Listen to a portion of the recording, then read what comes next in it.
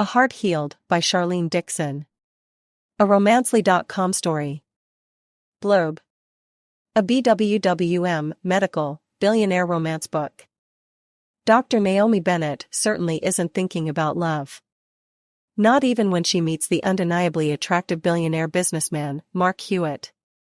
After all, when she is tasked to take care of his ailing brother, he is nothing but rude to her. Falling in love with a bad boy was never on her list of priorities. Yet there's more to Mark than she originally thought. And as they spend time together, she can't get him out of her head. But now that their relationship is blossoming, she finds that her career, which she has worked so hard for, is now on the line. Is she making a mistake in following her heart? Or should she end it all with Mark? Find out in this interracial medical romance novel by Charlene Dixon. If you want more BWWM romances like this, please, my love, be sure to subscribe to the Romancely YouTube channel. I look forward to spending more time with you. Subscribe and let's make it happen. Chapter 1. Naomi. There was just something about the smell of sanitizer that never failed to irritate her nose. Yet, no matter how much she hated it, there was no escaping the cloying smell that reminded everyone of hospitals no matter how hard they tried. Naomi Bennett stood in front of the dispenser again for the third time in the past hour, with a grimace on her face as she stared down the bottle of Ode to Healthcare like it was a skunk that had its tail up. As much as she loathed it, there was no avoiding this stuff in her profession as a medical doctor, and yet she really wanted to not reapply it. When asked why she had to, the usual excuse was occupational habits. No matter how she loathed the way it dried the skin on her hands out or how much the smell of the stuff followed her like an ancient curse or something, it had to be done for her own well-being as well as for other patients. Glare at it all you like, you still have rounds to finish, a voice snickered from behind her. She turned to see the grinning face of her best friend and colleague, Olivia Faraday, waiting for her to finish. The fair-skinned woman smiled at her sympathetically. She understood Naomi's feelings about the stuff, but she was always there to remind her.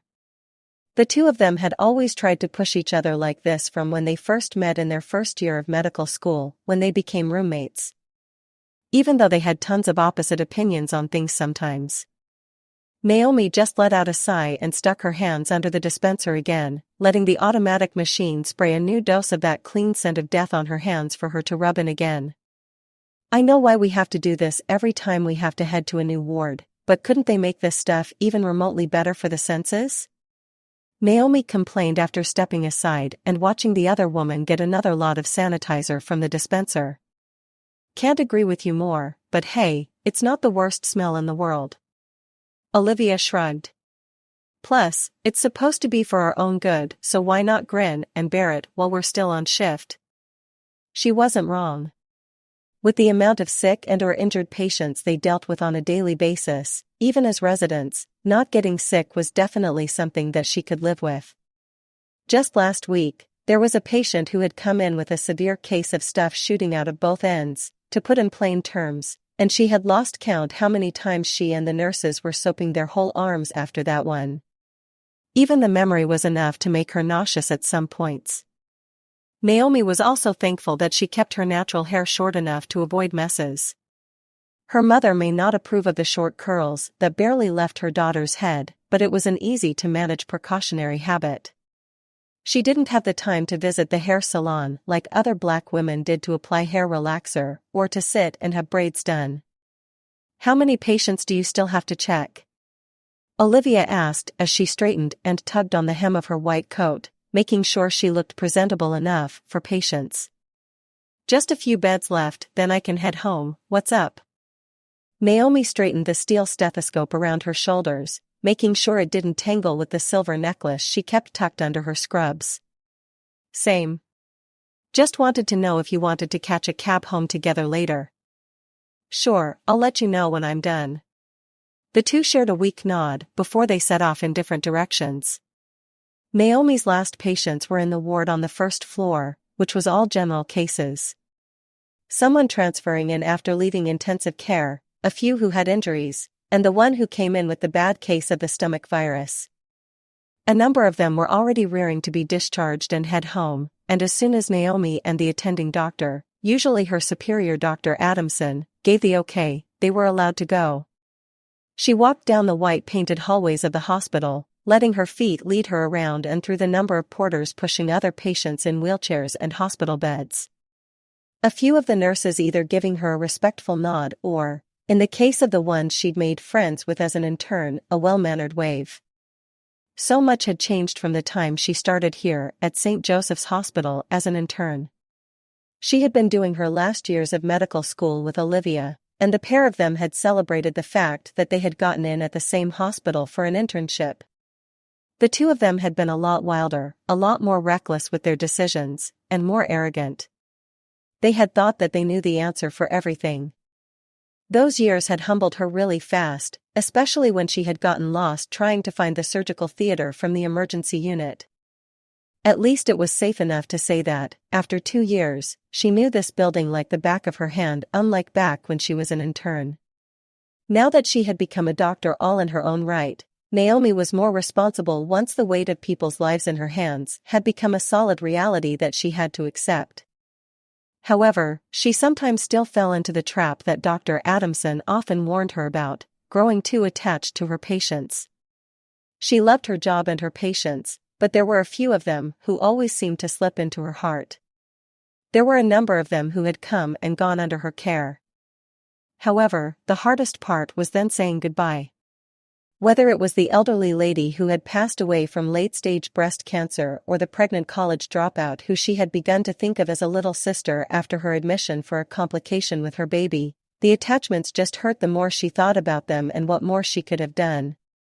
Even now, she wondered about if she could be a better doctor and how to do so.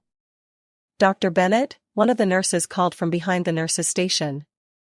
It was one of the few male nurses on this floor, a tall, lean boy with short hair and dark skin who couldn't be more than a few years younger than herself.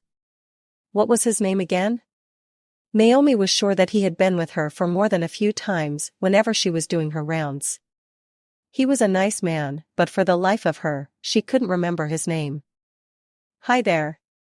She trailed off, trying to keep a pleasant smile on her face. Her eyes tried to scan for at least a name tag, but he didn't seem to be wearing one on his chest. "Are you finishing off your last rounds for the day?" he asked. "Yeah, I am. Did you need me for something after I check on patients? Can I walk with you?"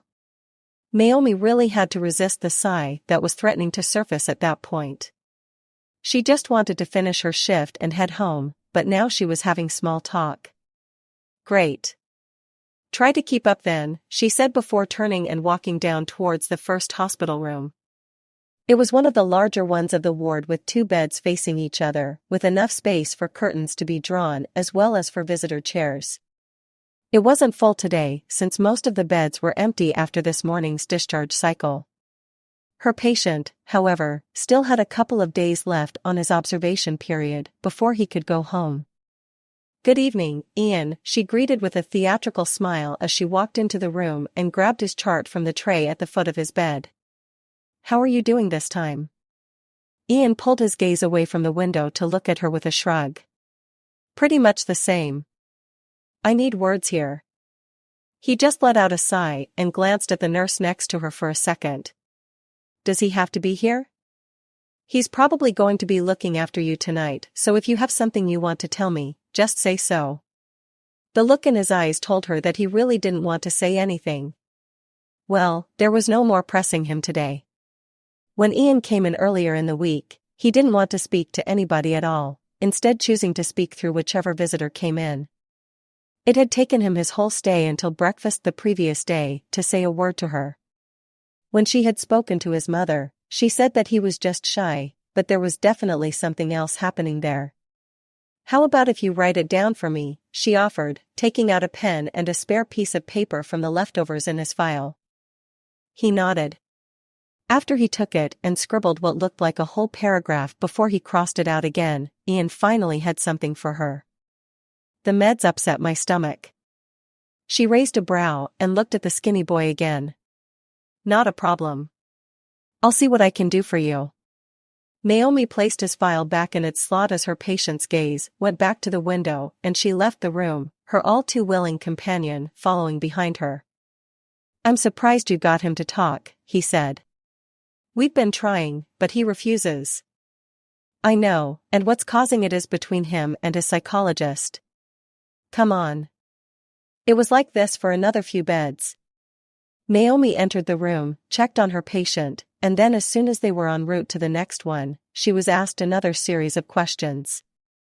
As much as she wanted to believe that it was his desire to learn more about her work, it was slowly starting to get on her nerves. Once she finished off with Mrs. Hendrickson, a lovely lady who came in with a bit of high blood pressure thanks to her teaching job, she was done for the night and could go home until the hospital summoned her back again. "Is your shift finished now, Dr. Bennett?" "Oh, right, she forgot about him." Naomi had to pause her internal celebrating to look at him again. His arm was curled across his body, rubbing the skin of his arm as his gaze was moving between her and the floor. It almost reminded her of her brother's son when he had something he was burning to ask, usually something that ended up with her spending a lot of money, but this was a grown man. "Dr. Bennett, would you let me take you out for dinner sometime?" Oh. Naomi should have expected that. Thank heavens for her dark skin, or else the heat in her cheeks would have been given her embarrassment away.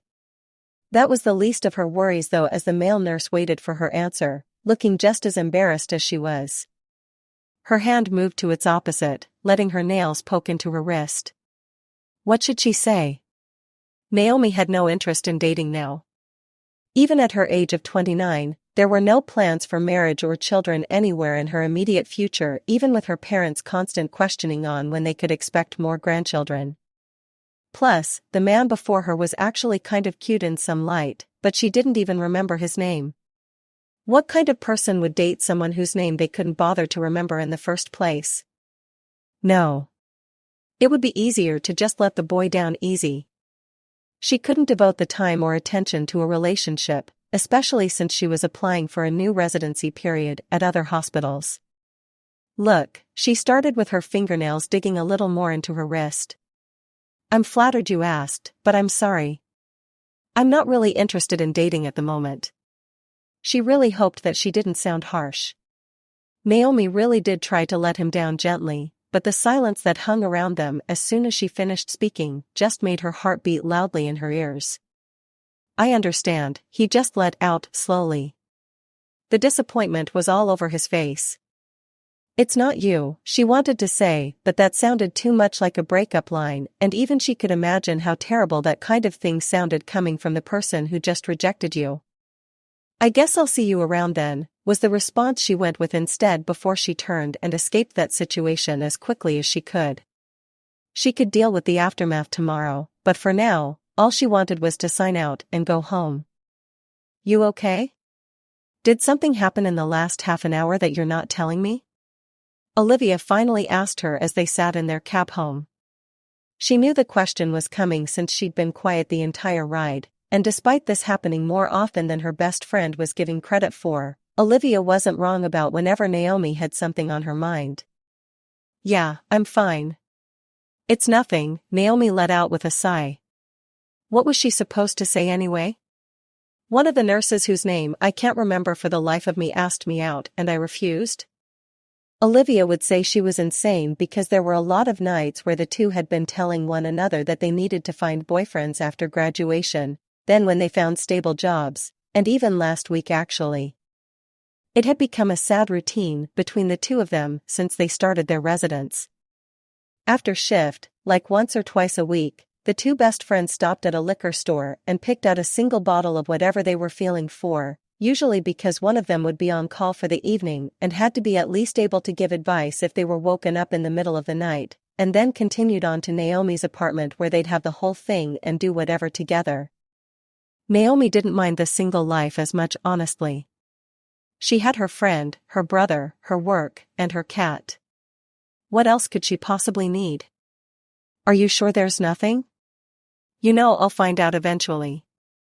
Her phone vibrated against her leg. Naomi forgot to switch silent mode off.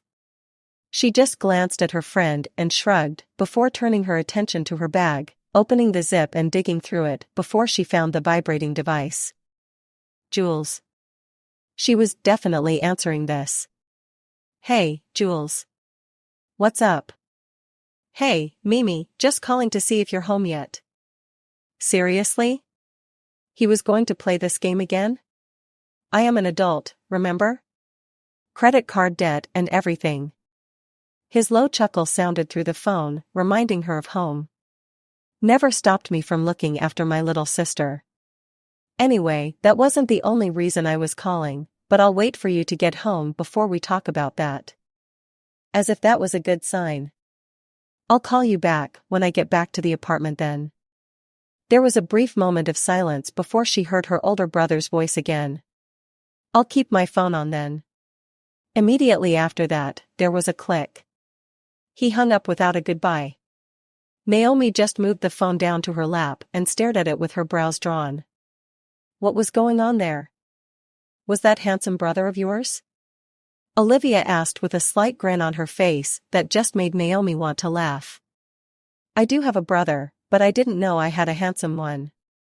The two of them shared a laugh, teasing each other about Naomi's older brother, Julian, and Olivia's supposed crush on him before the cab pulled to a stop in front of Naomi's apartment building. The driver cleared his throat to catch the duo's attention as he watched them in the mirror. The two of them realized that time seemed to have vanished without them knowing. Well, this is me then. I better head in and feed Iris. I'll see you back at the hospital in the morning then. Right. Naomi dug out a couple of bills from her bag and handed it to the driver before climbing out of the bright yellow cab into the warm evening air, the breeze blowing around her and rustling the hem of her white coat as she waited for the cab to drive off before walking into the apartment building. It only took a few minutes for her to walk up to the second floor and get into her apartment, much to her relief. There were some evenings where her neighbors liked to appear out of thin air and want to have long conversations, especially the elderly man next door who always seemed to have questions about his medication or about some new pain he had in his left toe when he woke up. Just because she was a doctor didn't mean she was everyone's doctor. Iris, I'm home, she called out to her silent apartment as Naomi locked her door behind her and started kicking off her shoes as well sliding her coat from her shoulders, hanging the white garment on the rack on her right next to the bowl for her keys. A few seconds later, she heard the bell she had fastened to her cat Iris collar start tinkling from the direction of the bathroom. Looks like someone finally decided to move for the day. Naomi walked into the small kitchen space and opened one of the cabinets next to the stove, grabbing the bag of cat food and a gravy sachet so she could make Iris dinner. She had to say that she was glad that the feline wasn't as fussy about her food as most cats she'd owned in the past. After bringing the cat home from the shelter Naomi had adopted her from, she seemed to be happy to just have anything as long as it wasn't too dry. That didn't mean she'd pass up the chance at something expensive, but Iris and Naomi seemed to come to their own little agreement. By the time Naomi grabbed one of the small metal bowls in the corner of the kitchen, the sound of Iris' bell came around the kitchen counter and she felt that familiar batch of fur starting to circle around her legs. Another pair of scrubs with cat hair, great. Hey, little miss, Naomi greeted as she looked down at the black streak of fur moving around her, moving her hand down the cat's smooth fur as Iris went by. Ready for dinner? Just how you like it. She picked up the dish and placed it on the tiles, watching as her cat moved on to a more interesting target in her eyes. Naomi was free to go. Oh, right, she let out as the thought of calling her brother Julian back came to mind. She quickly refilled Iris' water bowl and walked off to the living room, grabbing the handset of the telephone and propping herself on the larger brown sofa under the window. After dialing his number, she pressed the headset against her ear. It only rang for a couple of seconds before Julian answered the phone with a winded, "Hey, Mimi. So, what's going on that you couldn't tell me in the car?" she asked. A sigh echoed through the speaker. Just another message from Mom and Dad. They asked if you were coming home soon. Was that really it? Also, I need a favor. The next sigh came from Naomi. She loved her brother, but there were sometimes she really worried about him. Since last year, the elder Bennett sibling seemed to fall into a string of bad luck. First his divorce from his shrew of an ex-wife, who left him to raise his son on his own, to losing his management job at the accounting firm that he was at because he had missed work too many days due to his responsibilities towards his son. Julian loved his son with all he had, and Naomi hated to see her brother going through all this, but lately, he seemed to become a little too attached to his little sister, especially since their parents refused to help them. "How much do you need this time?" Naomi asked, letting her free hand trace patterns along the suede material of the sofa arm. "Just enough to get Nate's kindergarten fees up to date for now. I can't miss work again because I don't have someone to look after him." "Which is how much?" $800. Her hand froze. "Jules, that's months behind." "I know. They cut everyone's pay here, so food and having a place to sleep was the main priority so that the school wouldn't call child welfare."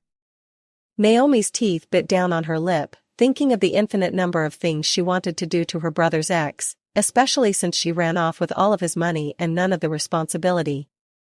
"All right. I'll send it through with a little extra, so you can get Nate some new clothes as well. I know he's been growing again and probably needs a pair of shoes. You don't know how much I appreciate your help, Mimi."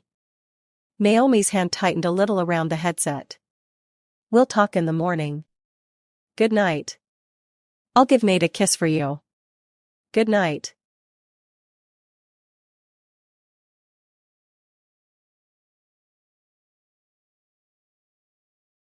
Chapter 2. Naomi. And here's our top headlines for today. The female anchor's voice echoed like an alarm through the apartment as Naomi laid in bed, trying to open her eyes. Iris' familiar weight on her chest reminded her that she left the bedroom door open again after going to bed last night. After microwaving a quick TV dinner, she had left the television on for something to fill up the silence as she read a book and tried to eat as much as she could in the comfort of her bed. She didn't even finish it. Her stomach was already filled with worry for her older brother and nephew. Sure, it wasn't hard to just send the money from her cell phone out to him, but that didn't solve the problem entirely. Especially when she didn't have a lot of money to be feeding herself anyway. Whoever came up with the idea that all doctors were rich clearly didn't live in this city. Rent for her apartment on its own took up most of it, and then it was taxes and her student loan repayment. If she didn't save as much as she could, there was little chance she'd be able to help her brother in the first place. She rolled over onto her side before she felt little claws stab into her abdomen for a moment, making Naomi let out for a hiss before she felt Iris jump off of the bed. "Well, that's one way to start a morning," she huffed with a cautious touch on her skin to make sure she didn't gain any new scratches. "Nothing. Thank goodness." This was probably her cue to get some coffee before she headed back to her second home. With the amount of time she spent there, it may as well be anyway. Naomi knocked the blanket off of her and took a few seconds to say goodbye to her bed before she lurched off of the soft mattress, letting her feet meet the wooden floor of her bedroom below. A yawn escaped her as she ran a hand under the sleeve of her stretched-out t-shirt, trying to stretch the muscles in her back as best as she could before stepping into the small bathroom attached to her room. The room itself was something slightly bigger than what her mother had as a walk-in closet. The shower took up about half of the space with everything else just squashed within the rest of it. It was probably the main reason why she almost didn't accept the lease for the apartment. She needed a place close enough, between Olivia's place and the hospital, that she could call her own. This place was perfect enough until this room. However, no time to reminisce, she had to get ready for work and feed herself as well as that cranky cat. After a quick shower and comb through of her hair to avoid it from tangling too tightly, Naomi stood in front of the stove with a spatula in her hand as she waited for the pan to heat up so she could make some scrambled eggs for her breakfast. She wasn't sure why she suddenly felt like eggs that morning, but it was probably better than nothing. Naomi checked the clock on the microwave. She was actually running way ahead of schedule. There were days she wished that she had more mornings like this, where she could take her time to make sure she and Iris ate before having to rush off for work. It was actually more peaceful than running down to the coffee shop about a block down the road where all the hipster college students hung out for overpriced iced coffee and croissants. Every morning was then a battle for the good pastries and the cappuccino that didn't taste like it was reheated and just sprinkled with cinnamon or something in attempt to disguise it. "Hey, princess," Naomi cooed as Iris came to rub up against her legs with a soft purr. "Did you finish your food already?" She smiled down at the cat before the memory of what she was doing came back. "Breakfast, right." She grabbed a couple of eggs from a steel basket on the counter and cracked each of them against the side of the pan before letting the contents fall into the hot oil with a loud sizzle. The clear egg white turning pale as she moved them together in order to try to keep them as a solid shape. With a stretch, she grabbed the salt and a couple of other spices from the top shelf of one of the cabinets to her left. By the time she added a dash of each onto her eggs, they were cooked enough. The whites were white enough and the yolk was pleasantly runny for toast dipping later. She grabbed the handle of the pan and placed it onto a different plate on the stove. Toast, next. After popping a couple of slices into the toaster, she grabbed a dining plate and dished the eggs onto it. Perfect.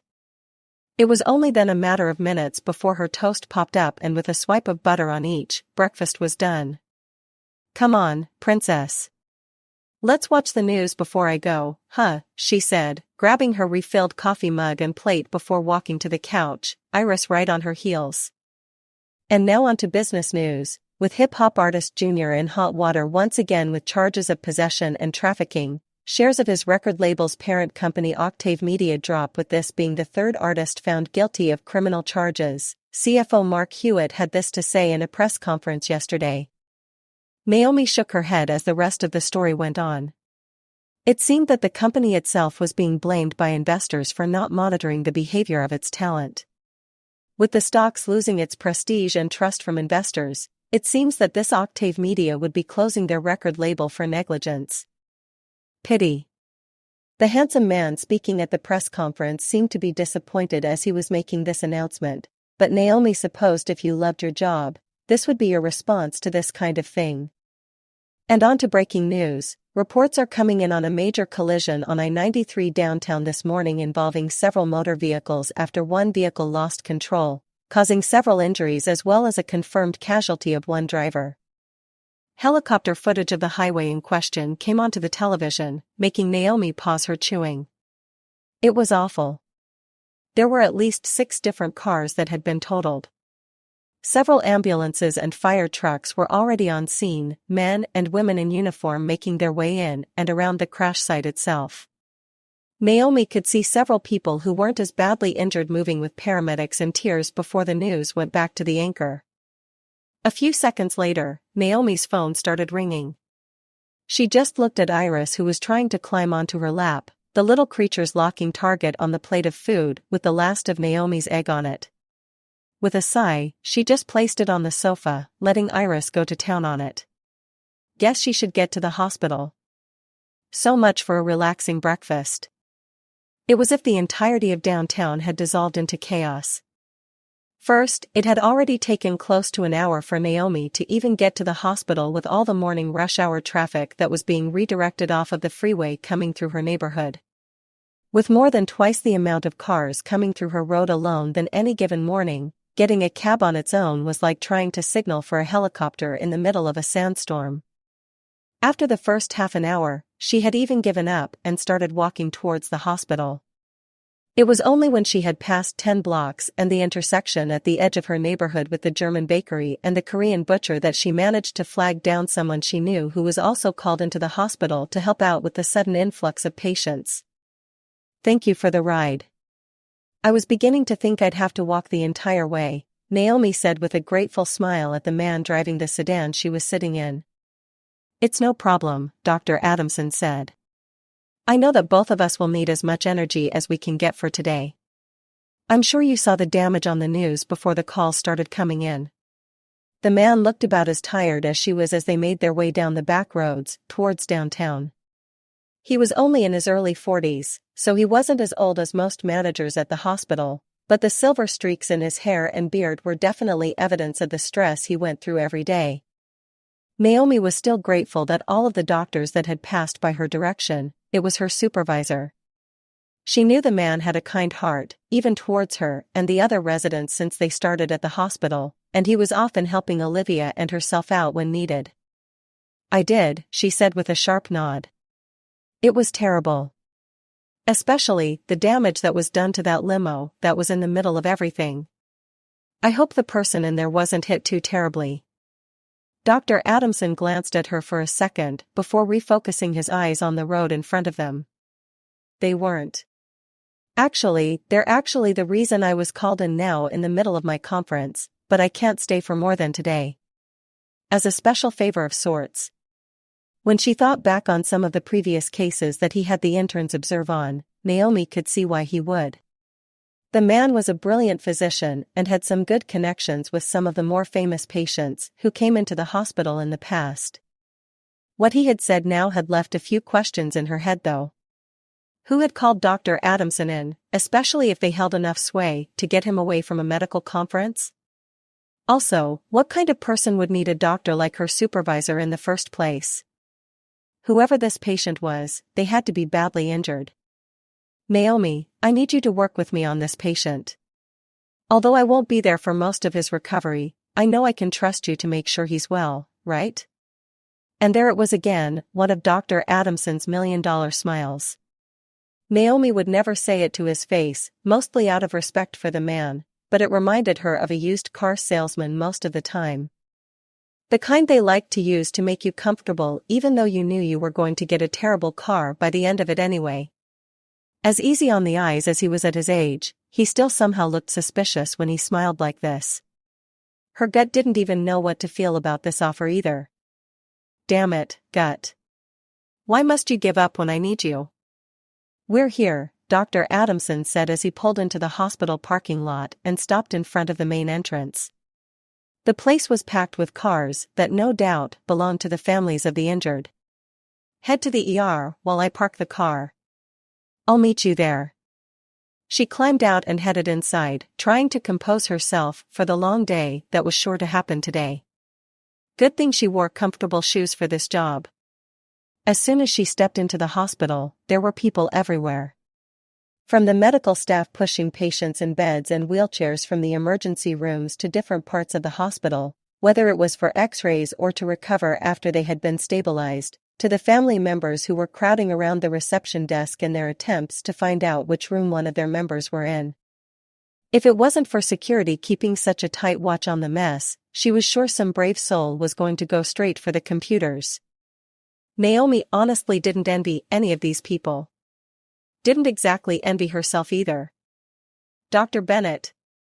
In here, she heard from one of the nurses peeking through the set of white double doors that led to the staff pathway that led straight to the emergency room. Naomi somehow felt the room get a little quieter before she rushed through them and let the doors lock behind her with a relieved breath. Last thing she needed was a crowd of people following after her when she just got here. "Traffic got you too, huh?" the nurse asked. Naomi knew this nurse. She was one of the newcomers who joined the staff around the time she finished her own internship. "Jane?" "Yeah. Couldn't get a cab anywhere. Dr. Adamson called to say we had to keep an eye out for you. We have to get moving." High-profile patient apparently. This is what her boss must have been talking about. Although she wanted to ask when the man had placed this call because he didn't once reach for his cell phone the entire ride to the hospital, she chose to put it out of mind and follow the red-headed nurse to the patient she needed to see. Time was always of the essence when it came to her job anyway. A few minutes later, the two women stepped into the private room where the patient was to discover Dr. Adamson there, already busy with a few paramedics and other nurses, moving them over from the emergency trolley and onto a bed. She couldn't see who it was immediately. The only piece on their patient's body that wasn't covered in red seemed to be the palm of their right hand. Left? Whatever it was, looked rather thin and pale for that second before someone blocked her view. "Naomi," Dr. Adamson called out for her, making her flinch before she saw the man looking straight at her. "Call the surgical theater and tell them to prepare. We have a lot of glass to remove and we'll need blood as well." "Oh, positive. After that, scrub up. You're coming in with us." Also, he turned to the nurse next to her. "Find Dr. Haskell for me, would you, Jane?" "Right away," Jane said before practically running off to the ER doors again. Naomi had to take a few seconds to process what just happened. She was supposed to go into surgery? But she wasn't a surgeon. Sure, there were surgery units back in medical school, but she didn't even consider specializing in that. If she was just going to be there in attendance to observe, sure, but what on earth would she do if that wasn't the case? "Dr. Bennett?" someone called, pulling her back from her own panic. Right, she had things to do. "Thanks," she said to whoever had called her before she moved quickly to the nurse's station to call the surgical unit. It had taken a few tries as well as several minutes of arguing with the staff there to get an available theater prepped for them within the hour. Sure, she'd probably be the one to have to do all the paperwork and explanations to the hospital management, but it was done. Before she could even take a moment to breathe, her name was called again.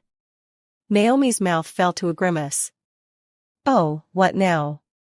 She followed the source of the call, back to the patient's room again. It seemed that they'd managed to stabilize him while she was on the phone.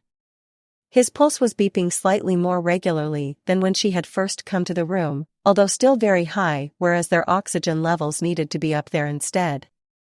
"Did you call them?" Dr. Adamson asked her, looking a little more ragged than when they were in the car earlier. If he didn't look his age, generally, he certainly was showing it now. With the sleeves of his white shirt rolled up to his elbows and the pair of red-stained surgical gloves he'd probably just pulled off in his hand, he looked like he'd love nothing better than to sleep at that moment. "Yes, sir. Everything is sorted. Thanks to some extra work she'd have to deal with later, but sure." He gave her that smile of his again. "I knew I could count on you." "How soon did they say we could head up?" "Within the hour." "Any news on Dr. Haskell?" She looked around for Jane before shaking her head. "No, sir." Dr. Adamson let out a sigh before grumbling something she didn't quite catch under his breath that probably wasn't very nice before he walked off in the direction Jane left to.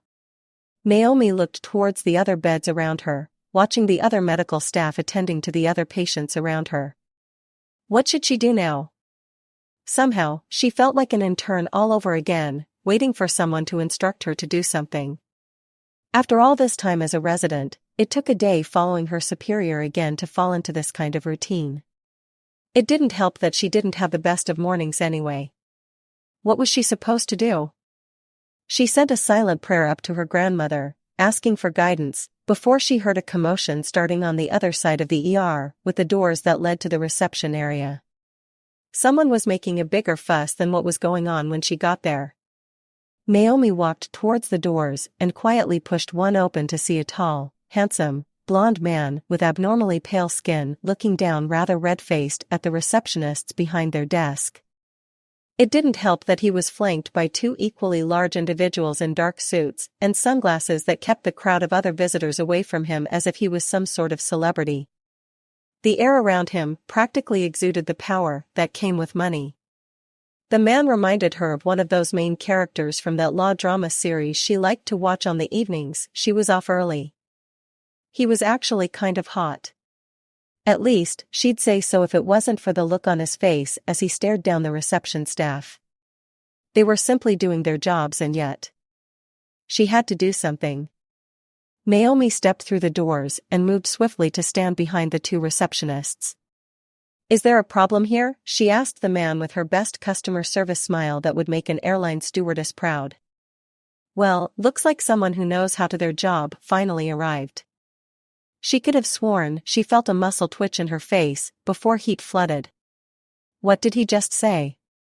"Sir, you must be mistaking me for, she started. "Listen, I don't have time for this. I need to see my brother. I heard he was brought here. Where is the door to the emergency room?" Dr. Bennett, one of the receptionists, whispered up to her after her hand started tightening on the back of her chair. Her smile had faded as she tried to hold her tongue. "Don't do it, doctor," the other one warned her, but it was too late as she stepped forward until the only thing that stood between her and this rude man was the desk that stood as tall as her chest. Listen here, jackass, she hissed, pointing a finger at him. I don't know which patient you're looking for, but you'll have to wait with the rest of the families who also want to see their family members. We have rules here, and the rule is no visitors in the emergency room. Even if you have your buddies here, it doesn't change a thing. So, if you would kindly pull your head out of your ass, you'd see that these two here are just doing their jobs, and don't need you hassling them even further. Everyone in that space had fallen silent somewhere in that span of a few seconds, staring at the woman in the white coat and the man whose face was blazing red as at the hospital's logo outside. The two of them stared at each other like that for a few tense seconds before one of the security guards let out a cough and then a child in the middle of the crowd started laughing. The other adults in the crowd tried to quiet her down before the blonde-haired man turned the full force of his angry stare at the doctor, but Naomi wasn't backing down. She'd dealt with scarier glares in the past from much scarier people than this man. You don't know who you're messing with. Oh, she'd heard that one before.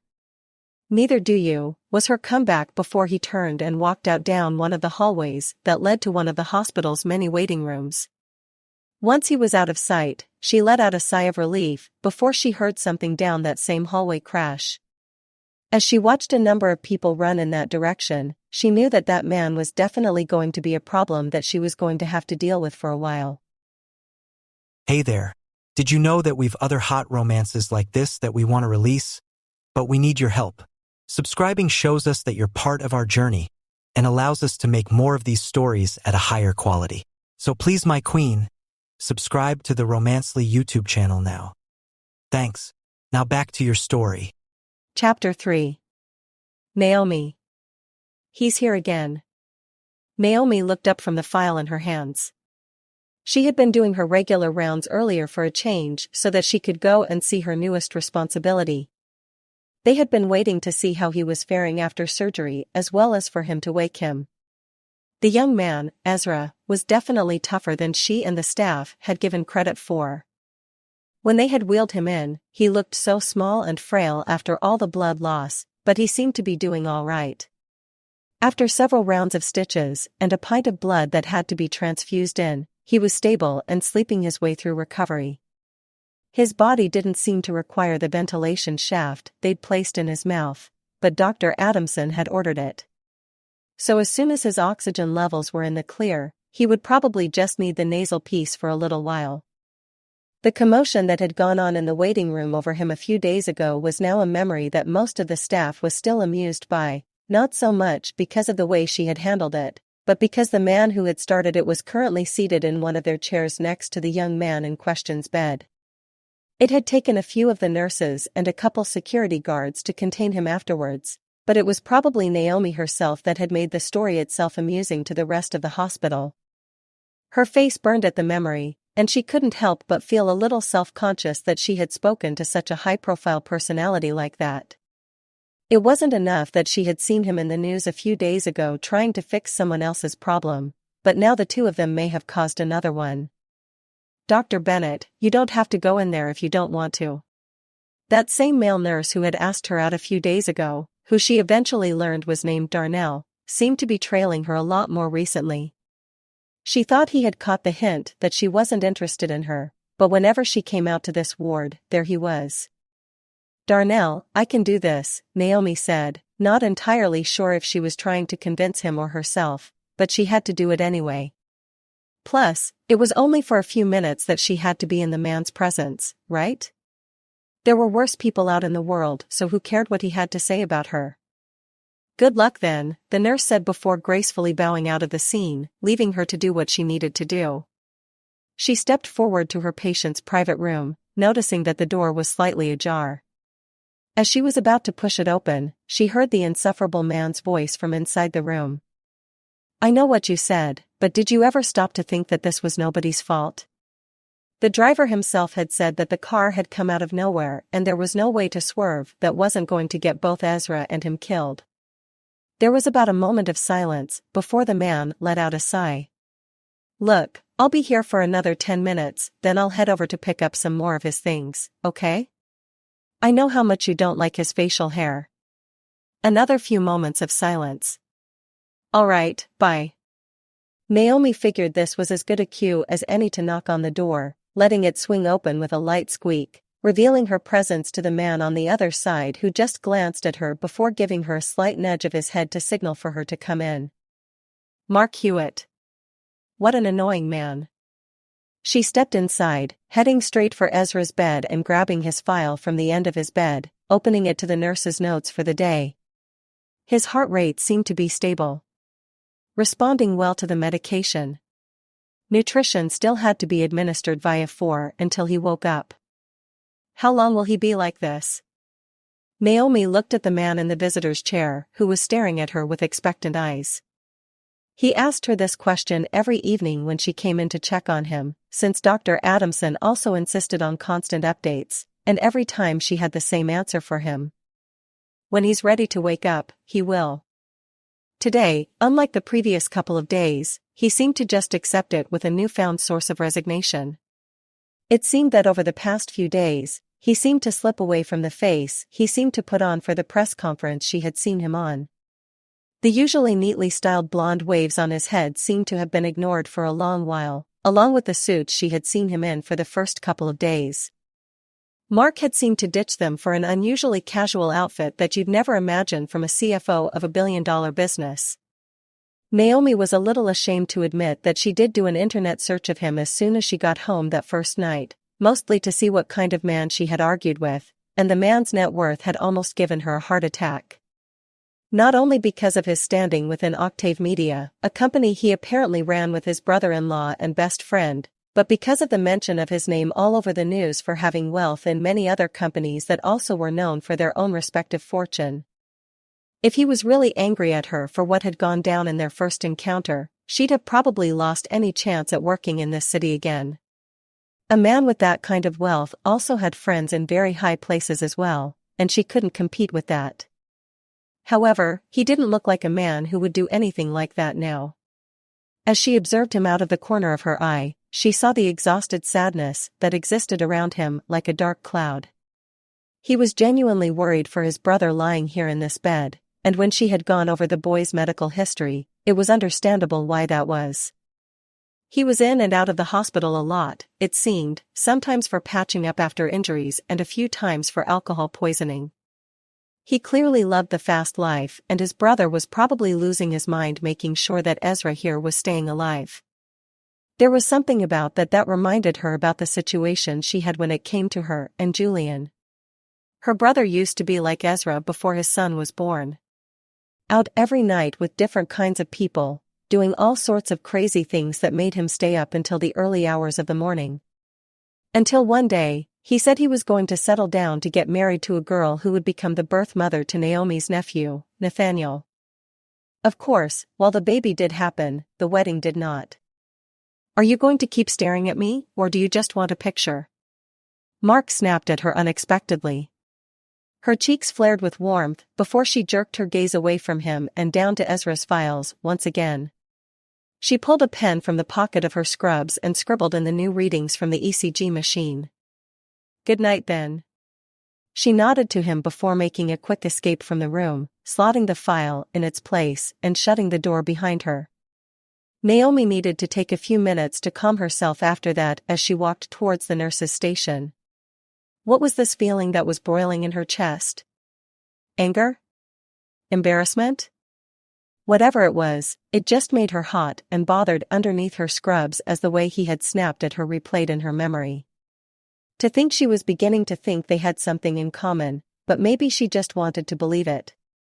Why would she even want to have anything in common with that crabby man anyway? Sure, he was hot, richer than most people in the world, and cared about his brother, but that didn't make up for his attitude. Gosh, he was the most infuriating individual she'd ever encountered. The next evening, Naomi had decided to just allow him to be his terrible self so that the two of them could just do whatever they needed to, and she could just leave the hospital for the day. After signing a few discharge forms for some of the patients who would leave the following day, she headed to Ezra Hewitt's room on the first floor. The evening rush of visitors had died out already, leaving those with special permission, or those just leaving, as the only non-medical personnel left. Speaking of the former, When she got to the room, Mark Hewitt was there in his chair as always, dressed in a tracksuit that made him look like he'd either just come from the gym or maybe some kind of sports game. He wasn't glaring at her this time around, instead he was fast asleep in that chair, laying his head on the mattress of the hospital bed. She silently grabbed the file and performed her checkup as routine, keeping her gaze on that mess of blonde hair on the end of the bed. What was his story? Did he not have a really expensive bed at home, probably stuffed with something that could pay off her student debt?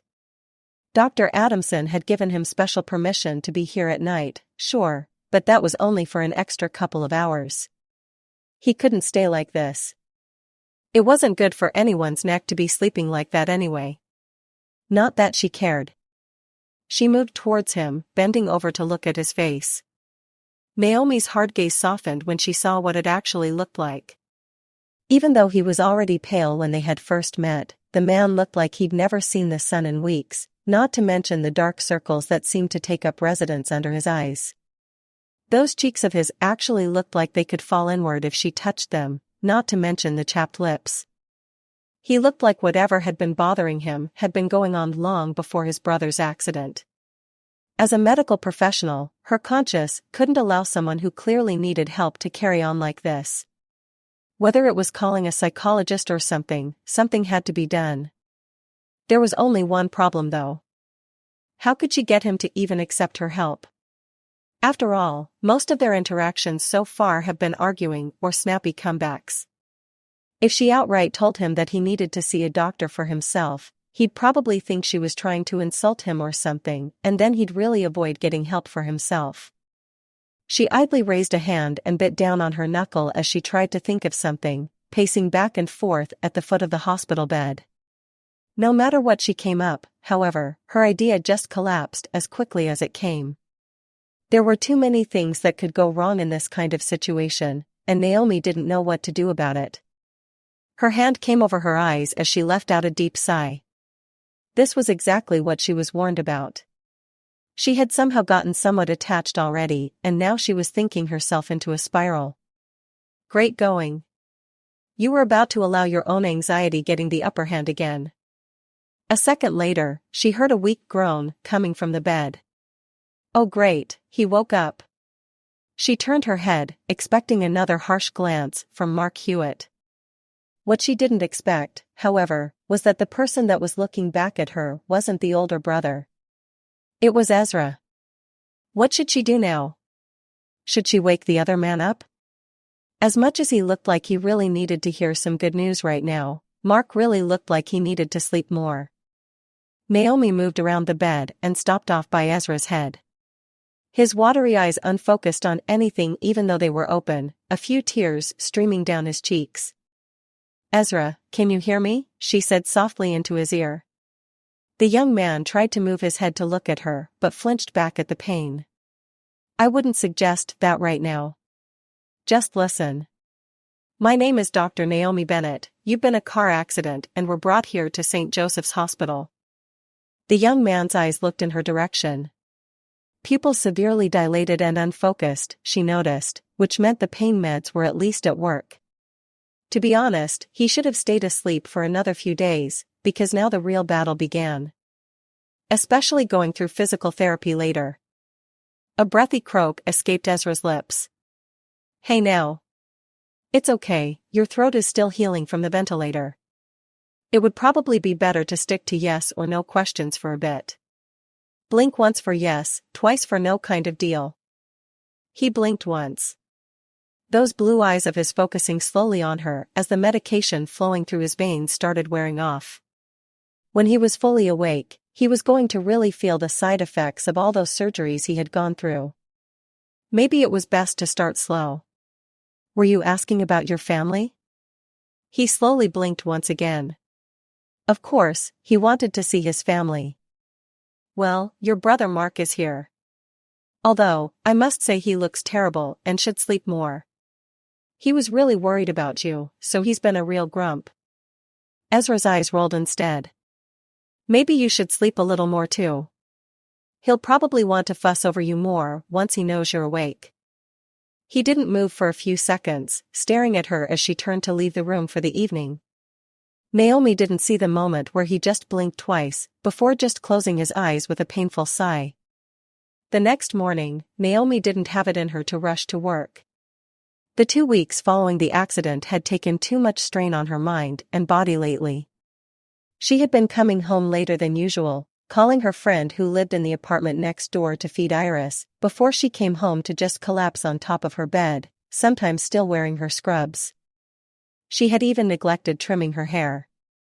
The last time she had taken time off to do so was over a month ago, and now the short black hairs were starting to look like she was attempting to grow an afro. Maybe her mind was just exaggerating it, but it definitely was feeling like she was growing a cushion on her scalp. Her mother would be so proud. Look at her, embracing her natural hair, much like she did. The problem with this was that she was nothing like her mother, Ida. When she was growing up with this hair on her head, she was often given a hard time because she went to a private school filled with children like that man. Easily irritable and self-entitled. Throw in a child like Naomi who didn't know how to keep her mouth shut when it came to situations that annoyed her, and it was hell for everybody involved. That afternoon echoed through her mind again as she buried her face into her pillow. She didn't want to be anywhere near him, and yet the image of the man's sleeping face came back. He probably felt like she did. Tired to the bone. She knew what kind of job he had, but not everything it entailed. What if he too had long hours with no breaks and way too many people and their problems to deal with? Stop it, Naomi. You're becoming attached again. Dr. Adamson's voice chided in her head. He was right. There were too many conflicting thoughts in her head about this man and what kind of person he was at any given point in time. Sure, he was hotter than any of the guys she had met, but his terrible temper rivaled her own. He both scared her and yet intrigued her. She both felt intimidated by his demeanor and yet worried about how he was doing, even as a medical professional. Why was she allowing herself to feel all these things for a man who she knew absolutely nothing about? Any man could come and sit next to his comatose brother for days on end after they left the office, but what difference did that make? Mark Hewitt was a mystery to her. Naomi let out a heavy sigh and rolled over to her side, staring out over what little of the street she could see out of the window. The street lights blazed their orange hue over the empty street that showed itself in the corner. Most of the view was blocked off by the neighboring building, but it was all right. There were many different things that she could have been thinking about. Many different things that she should have been thinking about. Her other patients, her finances for the month, herself. However, no matter how hard she tried, her mind wasn't able to focus on any of that. It seemed to choose to remain on the things she shouldn't be thinking so hard on. On an endless loop, it remained on that man, his brother, and the burn they were starting to produce in her heart. When it came time to visit Ezra Hewitt's room once again, she was surprised to see that his usual visitor wasn't on his post. Instead, the young man was by himself for a change, without any trace of the elder brother. All she could see was Ezra, lying elevated as if someone was here to see him at some point. Ezra opened his eyes, looking at her before trying to crack a small smile to say hello. Good evening to you too. She grinned at him before starting his checkup. The young man was calm throughout the entire procedure, besides a slight flinch when she touched the end of her stethoscope to his chest. He seemed to be improving a great deal to the point where he almost wasn't wheezing when he breathed. Looking good, Ezra. Keep this up and you'll be closer to talking normally again. Despite her saying this, he decided to try anyway. Ma, he rasped out, his voice sounding like he had been gargling rocks. Hell, probably felt like it too after not using his throat for so long. Mark? Are you looking for your brother? Did he not come today? Ezra blinked twice. So, he hadn't been around for a change. It was odd considering his previous behavior. Or wait, maybe he meant that he wasn't actually looking for the man. Which one? Okay, this system is terrible, Naomi laughed. One thing before I head home. She pulled out one of her cards from the pocket of her coat. This has my cell number. If that brother of yours shows up, just hold it where he can see, all right? Or you could just give it to me yourself, a voice from the door said, making her jump and clutch her hand against the fabric of her coat. Ezra let out a loud wheezing from the bed, making his chest move, the amusement in his eyes for a second before he winced in pain, his chest heaving a little before settling to its familiar wheeze. "Serves you right for trying to laugh at me," she teased him before turning towards Mark, who was leaning against the door frame with his arms folded over his chest and a slight smile on his face. Did he really have to do that? Or was it because of all her internal arguing the previous night that she was feeling a little jumpy? "I see you're awake, easy," Mark said with relief, before glancing at Naomi again. "Was there something you wanted to give me?" "Right." She held out her card in his direction. "In case you needed help and I wasn't around." He stepped forward towards her, the difference in their height making her feel shorter under his gaze, but it set her heart pounding furiously nonetheless. Mark reached out and took the small card from her before looking down at it, then back at her. "Very well. Thank you for your generosity, Dr. Bennett."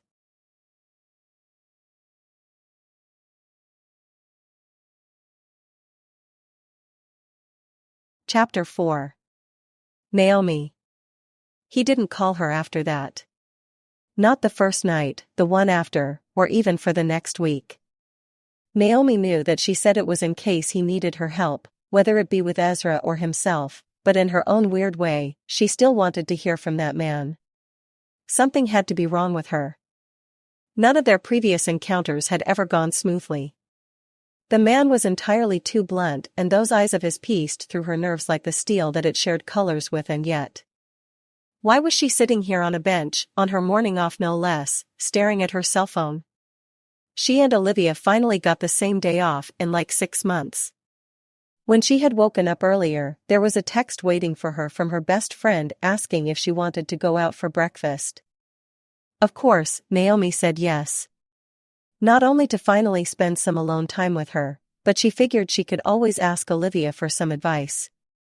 If someone just as busy as she was on a daily basis managed to find someone to date, even if it was someone Naomi hadn't gotten a chance to ask her about yet, then surely she was doing something right. Naomi. She looked up from her phone to see Olivia waving at her from the other side of the street they'd agreed to meet. The district itself was known for its cute boutique shops and various restaurants and cafes, always filled with life and people who often came from other cities to experience this tourist trap. Luckily, they knew exactly where to go if they wanted good food that wasn't going to bust what was left of their budget for the month. Payday was still another week away, and Naomi needed to pick up more cat food for Iris. The little creature seemed to be getting skinnier now, so she had been trying to give her more food, which would inevitably impact her wallet. Unfortunately, not all of us, like a certain executive, had billions in the bank to do with as a person pleased. "Hey!" Olivia greeted once she crossed the street. The two women hugged one another, and Olivia gave her a quick peck on the cheek. "It feels like it's been ages since I've seen you in anything but scrubs." Naomi looked down at her outfit. It wasn't exactly far from them, with a pair of cropped jeans that stopped halfway down her calves, and a dark green blouse that fell off one of her shoulders half the time. Her mother had gotten it for her birthday, and it was probably a size or two bigger than she was, but the fabric was actually quite nice for days like this. "I know, right? I could barely decide what to wear as it is." "You look good though. Have you been losing weight?" Olivia gave her a nervous laugh, rubbing the back of her neck. Naomi really did think her friend looked good though, especially with her dress that seemed to make her legs look longer. "Let's grab a bite." "Usual place?" Naomi nodded before the two of them set off down the street together. The sounds and smells of this part of the city were always better.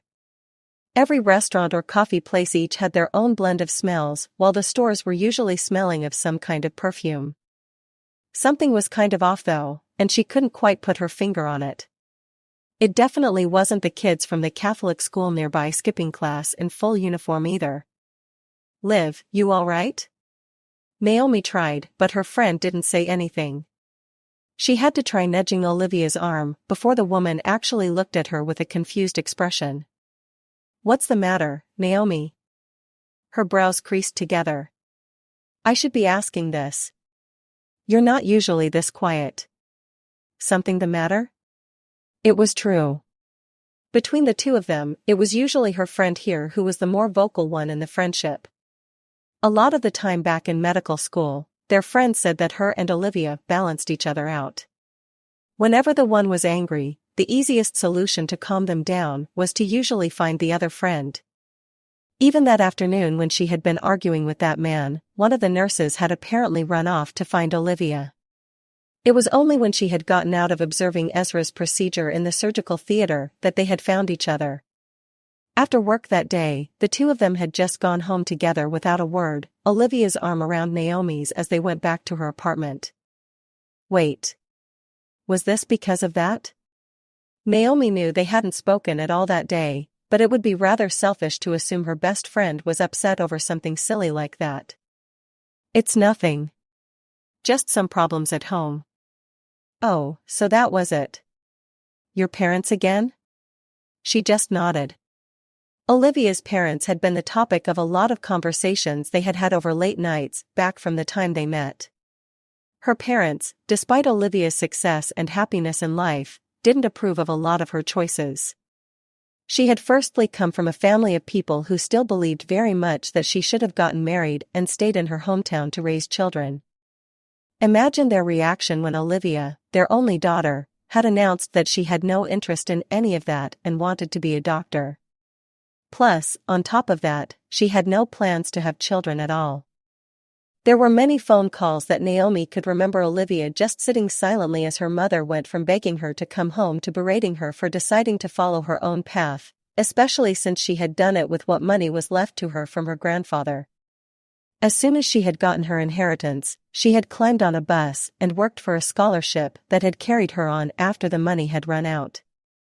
If it weren't for the two of them becoming roommates, according to Olivia on one drunken night, she was going to return home sometime after their first semester. Same story? Olivia just nodded again. I don't really want to talk about it. There was only one piece of good news in that whole conversation, and it was that my little brother was getting married. The two of them stopped to look up at their usual spot for breakfast. Otto's. A little hole-in-the-wall restaurant that was built into the alleyway between the building its main restaurant was hosted and the one next door as a kind of eclectic outdoor seating area. The alleyway was clean and packed with tables and a wire frame laced with thick leaves over the top of it to act as impromptu shade. There was nothing like it anywhere else in this area. Not to mention that they didn't charge through the nose for good food, which was why by the time Naomi and Olivia had gotten there were very few empty seats. Luckily for them, the staff was nice enough to make sure they had gotten one of the nicer tables outside in the breeze. The warm weather was starting to fade with the fall properly setting in their city, but it was still warm enough to not need to go digging for her winter sweaters yet. A few minutes after they sat down, one of the waitresses came out to their table. Naomi guessed she was probably a college student, might even be a freshman, with the energy that seemed to be just radiating from her face. Good morning. Welcome to Otto's. I'm Gina. Can I get you guys anything? She asked with a surprisingly happy smile for someone who was working the morning shift.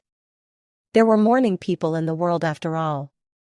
Naomi flipped through the menu, even though she took the same thing every time they came here anyway. I'll take the big city omelet and a tall orange juice, please. Same, Olivia said. Gina scribbled down their order and practically rushed off with enthusiasm. Naomi looked at Olivia. Is it me, or was that a little too much energy? Olivia just shrugged. I used to be like that, remember? Of course, that was before we ended up somewhere in third year, trying to study for 3 exams that were all in the same week, while trying to not give up binge-watching movies as well. Ah, memories. We used to have such energy. Olivia leaned forward, resting her chin in the palm of her hand as she stared at Naomi. Speaking of memories, you ready to tell me what's been going on over the past couple of weeks? The nurses seem to think you've been trying to date one of the patient's family members. Seriously? Was that what they really thought? What are you talking about? Just checking in on some rumors. Apparently, after that day you got into an argument with some asshole who was harassing the reception staff. You've been awfully close with some man who has been visiting his brother every day. Want to tell me what that's about?" Naomi's cheeks heated up. So, she didn't know that they were the same person. Would it be a good idea to tell her? After all, who's to say that the two of them would ever be friends with someone like that in the long term anyway? Besides, it's not like she could deny that the man wasn't an asshole, which he totally was, but there had to be a reason why he was, right? "It's nothing.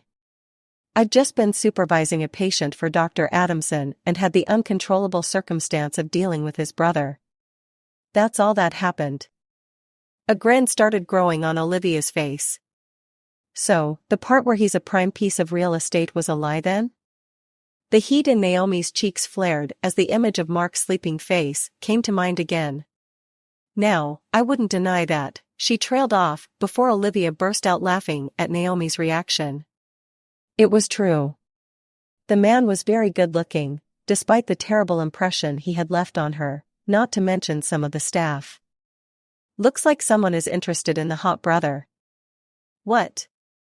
Naomi said a little too loudly, causing the people at the next table to look at them. "Sorry," she apologized before looking back at Olivia, who was grinning at her like a maniac. "Can you stop? I'm not interested in dating, let alone in dating that man." "Why not?" Before Naomi could respond, Gina came back with their juice in hand, placing the two on the table with an amused smile before walking off quickly. Naomi just picked up her glass and took a long drink of the citrus drink, wishing it was now something stronger. "Trust me on this," Naomi sighed. "What he makes up for in looks comes out of his personality." That evening, Naomi was on shift again. After breakfast with Olivia and a quick trip to the store afterwards, she couldn't help but go home to collapse on her bed for most of the day to make up for her lost sleep the night before. After trying to ineffectively signal that she had not even a little bit of romantic interest for that man, her lack of sleep was amplified. Olivia's mind was made up that Naomi should at least give the man a chance, but there was absolutely no indication that he was even trying to get one in the place. They'd yet to even have a proper conversation without that awkwardly tense feeling hanging over the room. Even if he was interested, he seemed to have a rather immature approach at doing it. Was it really so hard to just speak to her? Even if it was just to say that he was sorry for his behavior, both towards her as well as the hospital. She'd even take his call if he was willing to fix himself up as well. Instead, it looked like he was ready to run himself into the ground first. Naomi just shook her head. Maybe she should just leave this thought train right here. She was at work now, and Ezra, despite being that man's brother, was still her patient. She couldn't afford to be unprofessional again. "Good evening, Dr. Bennett." A couple of female nurses nodded to her as they passed by her as she stood in front of the nurses' station in the hospital's general ward. The place was finally quieting down to its normal pace since the accident, so there was finally a little bit of time to allow herself to breathe before heading to the next bed. "Evening, guys." She nodded back, her eyes following them around the corner as they started their conversation energetically before a small smile prickled at the corner of her lips. Even the nurses were starting to relax a little more. Which would explain the start of that story, now that Naomi remembered what Olivia said this morning. She wasn't plugged into the gossip vein of the staff like Olivia was, so there was definitely going to be some questioning done very soon. But first things first, she had to see her patients for the evening. There were a few coming in for abdominal pains, a teenager for a fractured leg from a wrong tackle during their school soccer game, and then someone who thought it was a good idea to jump from the roof of their house into their swimming pool. Long story short, he landed on the wrong side of the pool. If it wasn't for the other doctors in the hospital doing the surgical work and the nurses who actually dealt with the patients on a daily basis, she wasn't sure how often she could deal with patients like that one. Naomi grabbed her pen from her pocket with a sigh. Time to do evening rounds then. About 20 minutes later, Naomi was already wanting to return home. It wasn't enough that she couldn't since she was pretty much stuck here until the patients had gone to bed, but she was famished. The gnawing feeling in her stomach was more irritating than anything, and every time she felt a new hunger pang started, she couldn't help but wonder if heading to the hospital kitchen where the patient's food came from was an option. As bland as the food probably was, it would at least be something. Naomi fished her cell phone out of her pocket and checked the time. It was only 8:45. Maybe if she was lucky, there would still be some food left since the patients had eaten already. She only had 2 more patients to check on before lights out, so she'd have to move fast unless she wanted to spend night shift on an empty stomach. As she turned the corner that went towards the staircase to head to the kitchens, Naomi collided with someone. A rather hard someone. She stepped back immediately and looked up to see a familiar pair of gray eyes staring down at her again. How is it that he somehow made their small height difference seem like it was much greater than it was? Dr. Bennett, he greeted with a subtle nod. So, he was really going to ignore what just happened a few seconds ago? What happened to manners if you knock into somebody anymore? Anyway, that didn't matter. She needed food first. Mr. Hewitt, she replied curtly. Now if you'll excuse me. She tried to move around him before she felt a hand tug on the back on her coat, holding her back like she was some kind of kitten. I wanted to speak with you for a second. She shrugged out of his grip, frowning deeply at him. First, you block my way without apologizing, then proceed to handle me like I'm some sort of small animal. Not to mention the way you've been behaving towards me and the staff since your brother's admission. You really don't know how to deal with people, do you? A quick flash of something unfamiliar went across his expression before the stoic mask slipped back into place. He started, slowly. I'm sorry. For everything. He raised a hand, combing his long fingers through the disheveled mess he had let his hair become an attempt to get the loose stands to behave. I haven't been myself these days, with everything happening with work and my brother, and have been taking it out on everyone else. I didn't mean to leave you with a bad impression, and I'd like to make it up to you. Naomi's expression turned sympathetic. See, was that so hard? Now what did you need to talk to me about? Well, he started before a loud growl filled the space around them, shocking them both. Naomi's cheeks went blazing before the man in front started chuckling. Hey! It's not that funny. I was on my way to get food, you know. Mark gave her an amused smile. If that's the case, why don't I treat you to a quick dinner? It's probably better than the hospital food Ezra likes to complain about. I'm still technically in the middle of my shift, Mr. Hewitt. He shrugged. Nothing I can do about that. Guess I'll go out to eat by myself then. Oh, that's really low. She crossed her arms over her chest as he smirked at her. The two of them stared at each other before another hunger pang started building. She couldn't deal with this the whole night. Fine. As long as it's something quick. Of course. I must say, I'd never imagined someone worth billions to come out to a drive-through burger joint. Mark shrugged, ripping one of the tiny ketchup sauce packets open and squeezing it over the golden French fries on the red tray in front of him. Just because I have money doesn't mean I've never eaten fast food. Besides, you said something quick and this is the first thing that came up. She did. Naomi looked out of the window of the restaurant, looking at the emblem sign of the hospital blazing bright from down the street. She had to admit, she had forgotten this place was even there since her apartment was in the other direction. The food there looked really good at least, and it wasn't expensive, not that he would let her pay anyway. She wasn't used to not paying for her own food, and his excuse of having more than he knew what to do with just didn't sit well with her. She didn't want to owe anyone anything. It's not going to run away, Dr. Bennett. Eat before it gets cold, he said. Fine. She'd somehow pay him back for this later. The two of them sat in silence after that. It was odd. Naomi glanced at him every now and again, but neither of them wanted to really say anything. It wasn't exactly awkward to be like this, seeing as she never knew how any kind of conversation between the two of them would go, but the environment wasn't exactly relaxing either. They were just watching the people on the street walking by. What was going on in his head? Why did he suddenly decide to do this? Why her? Honestly, there were many things she wanted to ask, but she couldn't exactly ask a person why they weren't arguing with her.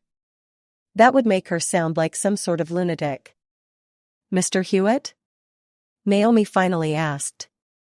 He turned back to her. Call me Mark.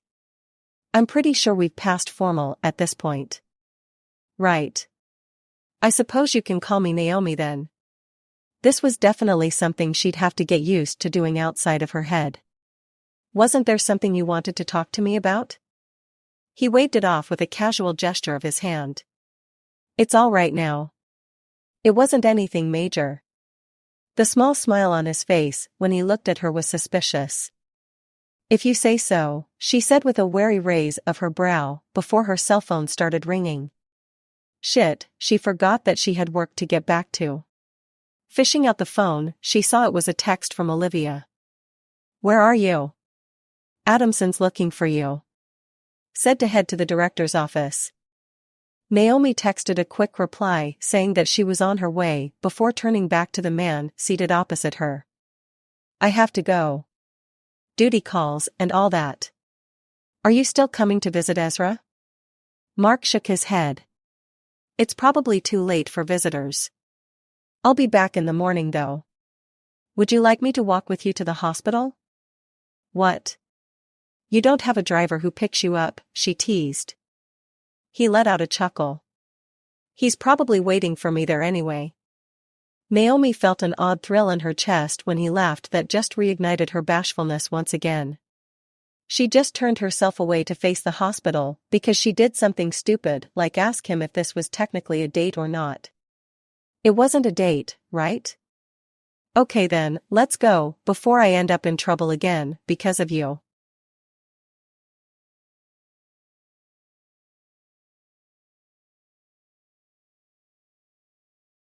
Chapter 5. Naomi. The next morning, Naomi didn't really feel like getting out of bed so early. Although she was on morning shift again, her body just didn't feel like it got enough sleep the previous night. Chances were that she probably didn't since she had absolutely no idea at what time she managed to fall asleep, but it was definitely somewhere before 4 in the morning. At least she thought so. Why couldn't she sleep? Well, it definitely had everything to do with the transfer application forms she had stacked on her bedside table that stared at her as she laid underneath the smooth material of her blanket. It was starting to get chillier by the day, so she definitely had to dig out the duvet eventually. Heaven knows the bundle of fur dozing curled up against her chest wasn't providing any heat, rather taking it for herself. She gently ran her hand over Iris' fur, thinking of the night before. After dinner with Mark, she had been called to see Dr. Adamson and the director of the hospital, who she was honestly surprised was still at the hospital that time of night. Her heart was beating wildly the entire walk up. Any calm she had felt that night seemed to give way to worry about what this was about. Last she checked, there wasn't anything that she had majorly screwed up on.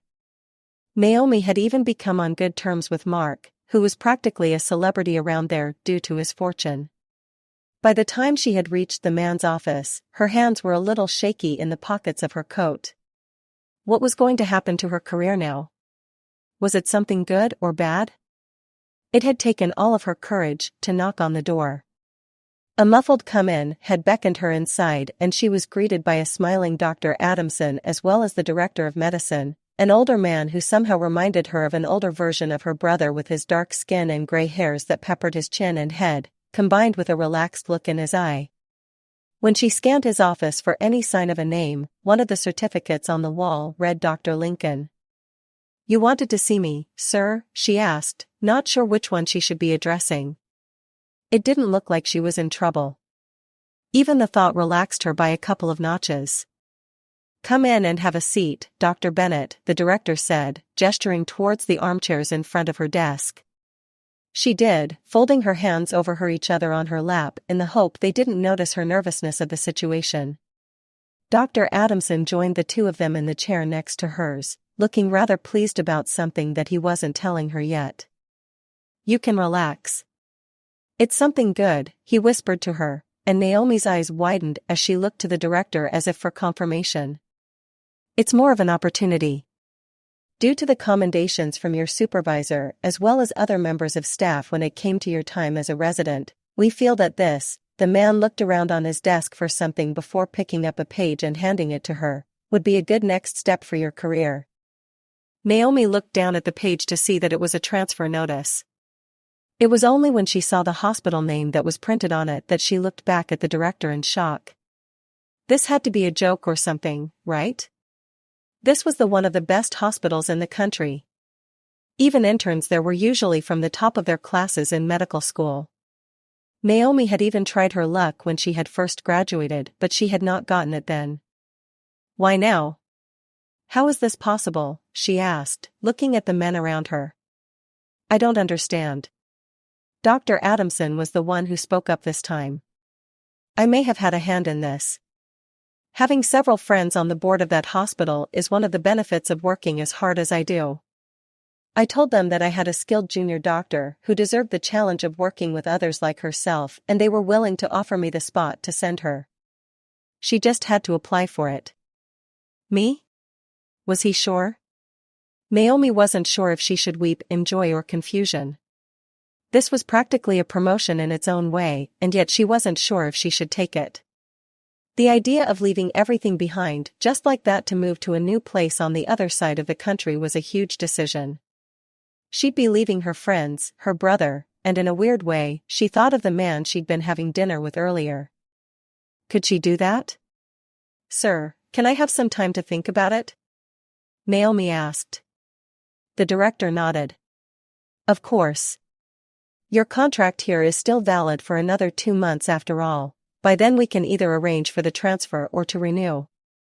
Take all the time you need. However, don't take too long. Opportunities like this don't come around often. That was that. Afterwards, she had been dismissed with the stack of forms in her arms and what she thought was supposed to be comforting pat on the shoulder by Dr. Adamson after he walked her out. It was only when he returned into the office and shut the door that she could feel the emotions run through her. She was both excited and yet, why was she so unsure? The longer she stared at the name of that hospital on the paper, the more Naomi wasn't sure if she wanted to go. She hadn't told Olivia yet, not even Julian. Her brother would tell her to go for it since he was usually her biggest supporter, but would he be able to cope with her being so far away? It was enough that she lived on the other side of town already, but to live on the other side of the country? Naomi glanced down at Iris again as the cat purred again against her side peacefully. At least if she went, she'd still have her cat with her. But that wasn't enough, wasn't it? You're recovering quite nicely, Ezra, Naomi commented, showing him the x-rays the radiology lab had just taken. You could actually spend the rest of your recovery at home soon if you wanted to. That brother of yours would just have to organize a way for you to come back for physical therapy for your arms and legs. Ezra's smile grew bright, reminding her somehow of what sunshine would look like if it was a human form. With similar features to his brother, apart from the air of innocent happiness he seemed to radiate lately, he very well could have been the sun. Really? She nodded. That's awesome. Of course, that also depends on whether there's someone to look after you full-time, since I don't recommend trying to move until your casts are off. When will they come off? He asked. Just before you leave, but the person who's going to look after you has to come in for some last-minute instructions, okay? Especially when it comes to your bathroom habits. The blush that bloomed on his face just made Naomi want to laugh. How precious. She knew he was a fully grown man, but how could he seem so young at the age of 25? This family of his had some really good genetics if this was the case. Then again, how old was his brother?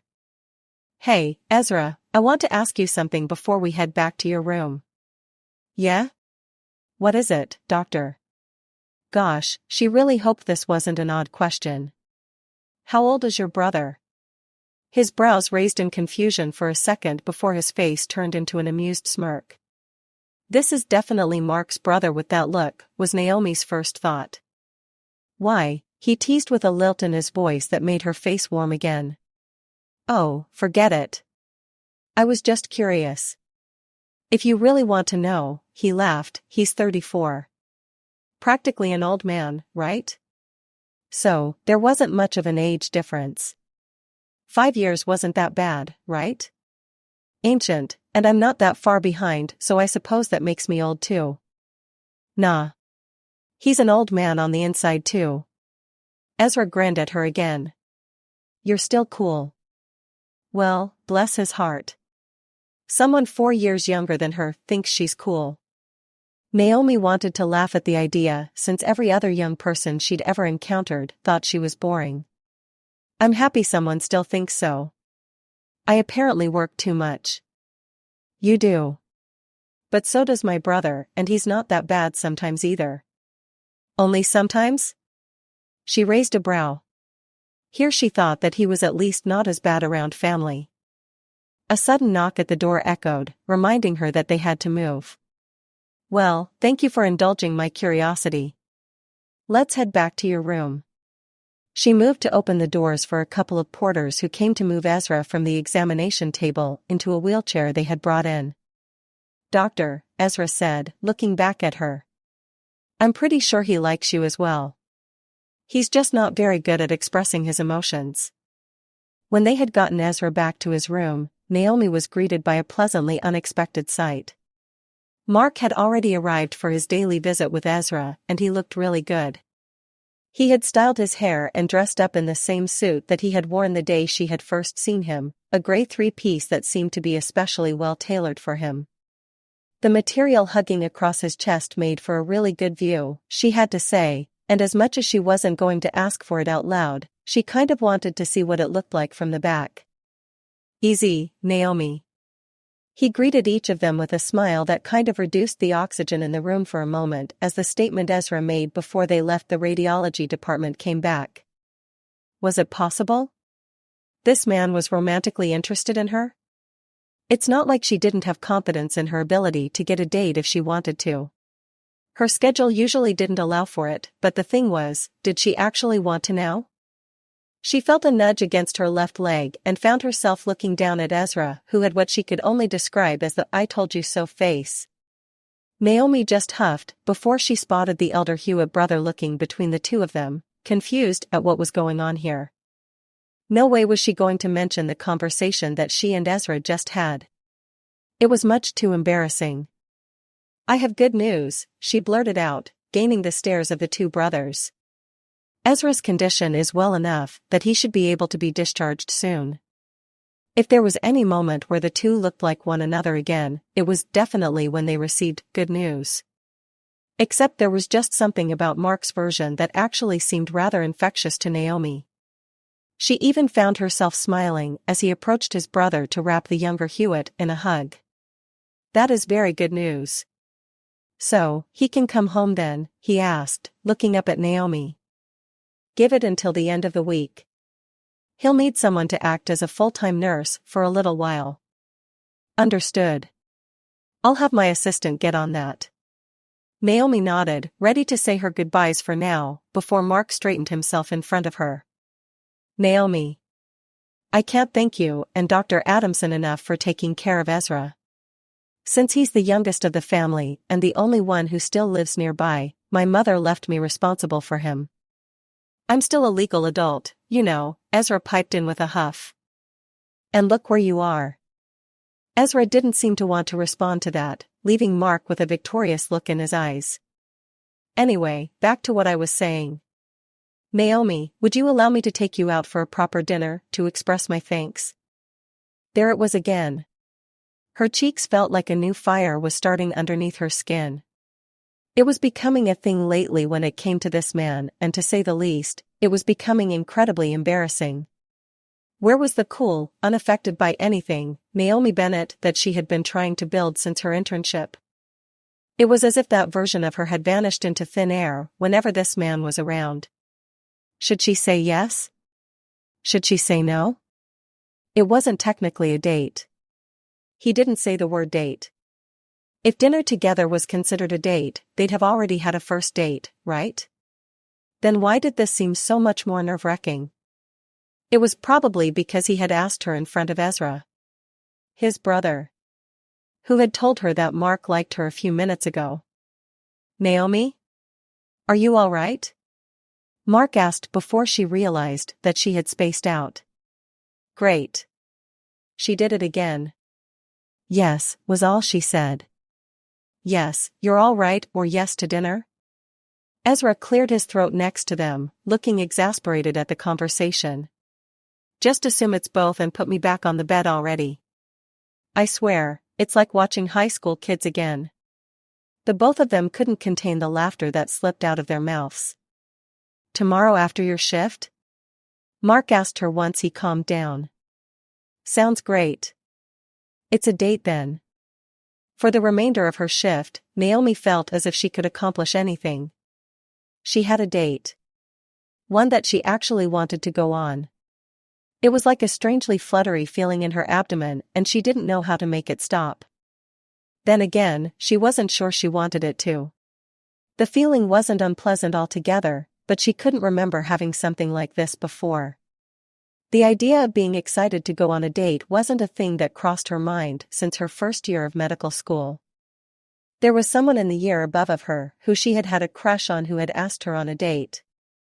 She had been excited for it just like this, but unfortunately, the evening they were supposed to go, Naomi was stood up. She had borrowed a dress from Olivia that her best friend had insisted looked good on her. Yet, she was left sitting on her bed in their dorm room, staring out of the window until Olivia came home from doing assignments in the library. Needless to say, Naomi didn't go on many dates after that. Then again, maybe this time would be different. She and Mark weren't college students. Each could acknowledge when the other was busy with work, especially since Naomi's job was often calling her in and Mark was an executive for a billion-dollar company that required constant supervision. They were mature enough to make something like this work. She had faith in this, and even though she wasn't sure why, she wanted to have the same level of faith in him. "Something's got you in a good mood," a voice next to her commented. She turned to see Olivia standing next to her with a bottle of water in her hand. Naomi remembered now that she was still standing by the nurse's station for the medical ward on the 3rd floor. To be honest, she had long tuned out the usual noise of the machines and patients in favor of remaining within her own thoughts. "How did you know?" she asked. Olivia took a drink from her bottle before leaving against the desk next to Naomi. "You were actually humming and smiling as you were looking over patient files. So, either this hospital has finally killed off your sanity, or something good happened." She wasn't wrong. Olivia had become able to read her mood better than most people, her older brother being the exception to the rule. The part concerning the hospital wasn't entirely off either. With these shifts and the amount of work the specialists tended to dump on the residents and interns, it was a wonder they stayed sane in the first place. "So, which is it?" "Spill." "Something good happened." Olivia turned to grin at her. "I knew it. Tell me everything." If it weren't for this woman's position in her life, Naomi would definitely say she was much too close. "I think I have a date tomorrow." The other woman let out a happy squeal and grabbed onto Naomi's upper arms, practically bouncing on the spot in a kind of weird fusion of a victory dance and a jack-in-a-box. "Tell me what happened from start to finish." "Who is it? What does he look like? Does he like cats? Because you know that you can't have someone with allergies because of Iris." The questions could have gone as far as his family's medical history if Naomi didn't literally place her hand over Olivia's mouth to make her stop. How did she honestly end up with this level of extrovert as a best friend? "Can you calm down? We're still in public." Naomi looked around to see that all of the nursing staff were busy with patients at the moment and thanked her lucky stars. The ones in this ward were the real gossipers, all genders alike. A second later, she felt something wet against her hand and Naomi pulled back, clutching her wrist as if she'd been violated or something. "Woman, you licked me." "What the hell? Are you a 3rd grader?" Olivia shrugged. "I couldn't breathe. Besides, I still want those details." Naomi reluctantly scanned the nurse's station for a bottle of sanitizer, having to apply a new dose with a wrinkle of her nose as the smell hit her once again. Olivia just laughed. That's what you get for trying to silence me. Now come on, we can talk in the bathroom. The woman grabbed her by the elbow and with an unreal amount of depth, pulled her into the staff bathrooms. After a quick check to make sure that the stalls were empty, she cornered Naomi up against the sinks. Now, spill. Must you be so extra about it? This isn't high school. Yes, now spill. Naomi couldn't help but roll her eyes. You remember the hot guy the nurses were telling about who comes to visit his brother every day? Shut up. He finally made a move. Olivia slapped her arm a little too hard in surprise, making Naomi flinch and cover the tender spot. Sorry about that. I'm just so happy for you. I never would have guessed. Say, can I ask you something? Olivia stopped her celebrating for a second, waiting for Naomi's question. Do you think it's a problem that we're different, races? I know people tend to get a lot of shit about it nowadays. Olivia creased her brow, folding her arms across her chest with a sigh. I know what you're getting at and I don't find it a problem. I mean, I'm white. Plus, from a small town in the middle of nowhere where these kinds of things would have gotten you shunned before you could even say how nice of a person they are. They both just sighed at that one. If it wasn't for you, I'd have probably questioned it like those bunch of conservatives I call my relatives. Look, it's not like you're breaking some sort of code here. He's not your patient, his brother is, so in my opinion, just as long as you're not screwing in the middle of a surgical theater in front of Adamson, you did nothing wrong, okay? Naomi threw her arms around Olivia, trapping the woman in a bear hug. I knew I could always count on you, Liv. One more thing though. What is it? Naomi's gaze wavered. She wasn't sure if she should be a little ashamed to ask or not. Do you have an extra set of clothes I can borrow? He's supposed to pick me up after shift end tomorrow, and I don't have anything for this kind of thing. I'll see what I can do. Ah, the reliability of Olivia Faraday as a best friend. I owe you one. For all the ones you owe me, I'm entitled to your firstborn child by now, Olivia huffed, a smirk on her face as she thought of something that made Naomi a little nervous actually. The mental image of what it took to even make that happen came to mind, and Naomi felt more than a little flustered to say the least. It would have gotten worse if their phones didn't go off at the same time. Duty calls. Let's go. Olivia left the bathroom first, allowing Naomi a few minutes to splash some water on her face. She had to at least pull herself together to make it till she got home, then she could freak out. By the time Naomi stepped out of the bathroom, she encountered Dr. Adamson walking next to the director and another businessman she didn't recognize. He had that certain face that looked like he could easily blend into a crowd with fine brown hair styled just above his ears that reminded her of what the boys in the private school of her hometown used to have. Dr. Bennett, a quick word if you please, the director said, before she could flee. She could give the excuse that she had patients to attend to, but she didn't want to come across as rude. She gingerly stepped towards the group. Yes, sir? Mr. Randolph, he said to the man next to him before indicating to Naomi, this is Dr. Naomi Bennett, she has been caring for young Mr. Hewitt in Dallas Stead. Dr. Bennett, this is Lawrence Randolph, the executive assistant to Mr. Hewitt's brother. Would you kindly show him to the correct room? This was Mark's assistant? He looked so stiff compared to the man himself. Besides, why was he here? And why was he looking at her like that? Will do, sir. Lawrence turned to the director and extended a hand. Thank you for your assistance, and our CEO will be touched to discuss some things. The three men shook hands before the director and her superior left her alone with Lawrence. He looked like they could be the same age, but the way he carried himself reminded her of her first impression of Mark. Cold, calculating, and stiff. Are you ready, Dr. Bennett? I believe we also have some things to discuss on our way.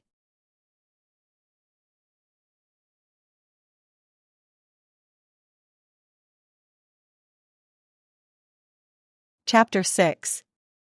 Naomi. Iris, food. Naomi stood in front of the kitchen counter with her cat's food bowl in hand, looking around for the black streak of fur. She had stood there for a few minutes, and there was no sign of that bundle of softness. Iris wasn't even on top of her when she woke up this morning. It was just her and the stack of paper she was reading through the previous night. Wonder what corner she's hiding in this time, she thought as she placed the dish in its usual spot before picking up the water dish. As she was refilling the small dish, a yawn forced its way through her. She hadn't slept very well last night. Instead, Naomi had stayed up late going through the contract for that new hospital the director had offered her a transfer to, thinking of the conversations she had had earlier that day. First was Olivia and her almost excitable acceptance of Mark taking her out. Naomi almost felt guilty that she didn't mention what kind of first impression the man had made when they had met. She knew that the man, handsome as he was a mess with his emotions which seemed to rub people off the wrong way. Even herself. There were a number of times when she was reminded of this memory, but then she recalled the way he was when they were alone together. Sure, he was quiet, but she was sure he was actually happier being around someone who understood that. As an executive, he was likely to be surrounded by a lot of noise on a daily basis. Same with her own profession. There were times when you just wanted a person who you could have dinner with in a comfortable silence for a little bit. It wouldn't be like this all the time, she was sure. The two would have to learn about each other somehow, of course. The main conversation that had kept her up, however, was the one that she had with his assistant. Lawrence was an interesting individual who seemed to be quite concerned about everything that was regarding his employer. Almost questioningly so.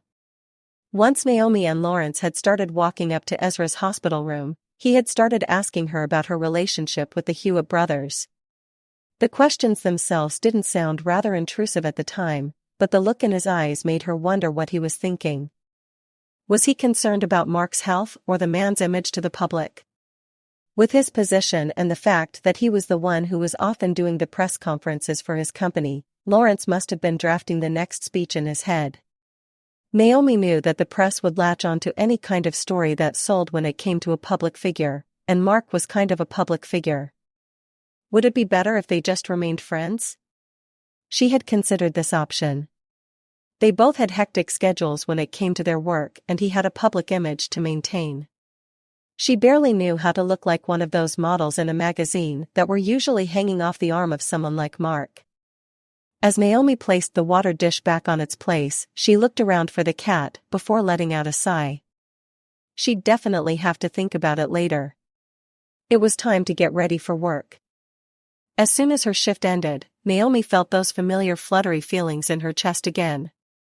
Standing in the staff changing room after the quickest shower that she ever had in her entire life, she kind of wondered if she should feel a little self-conscious about the dress Olivia decided to lend her for the night.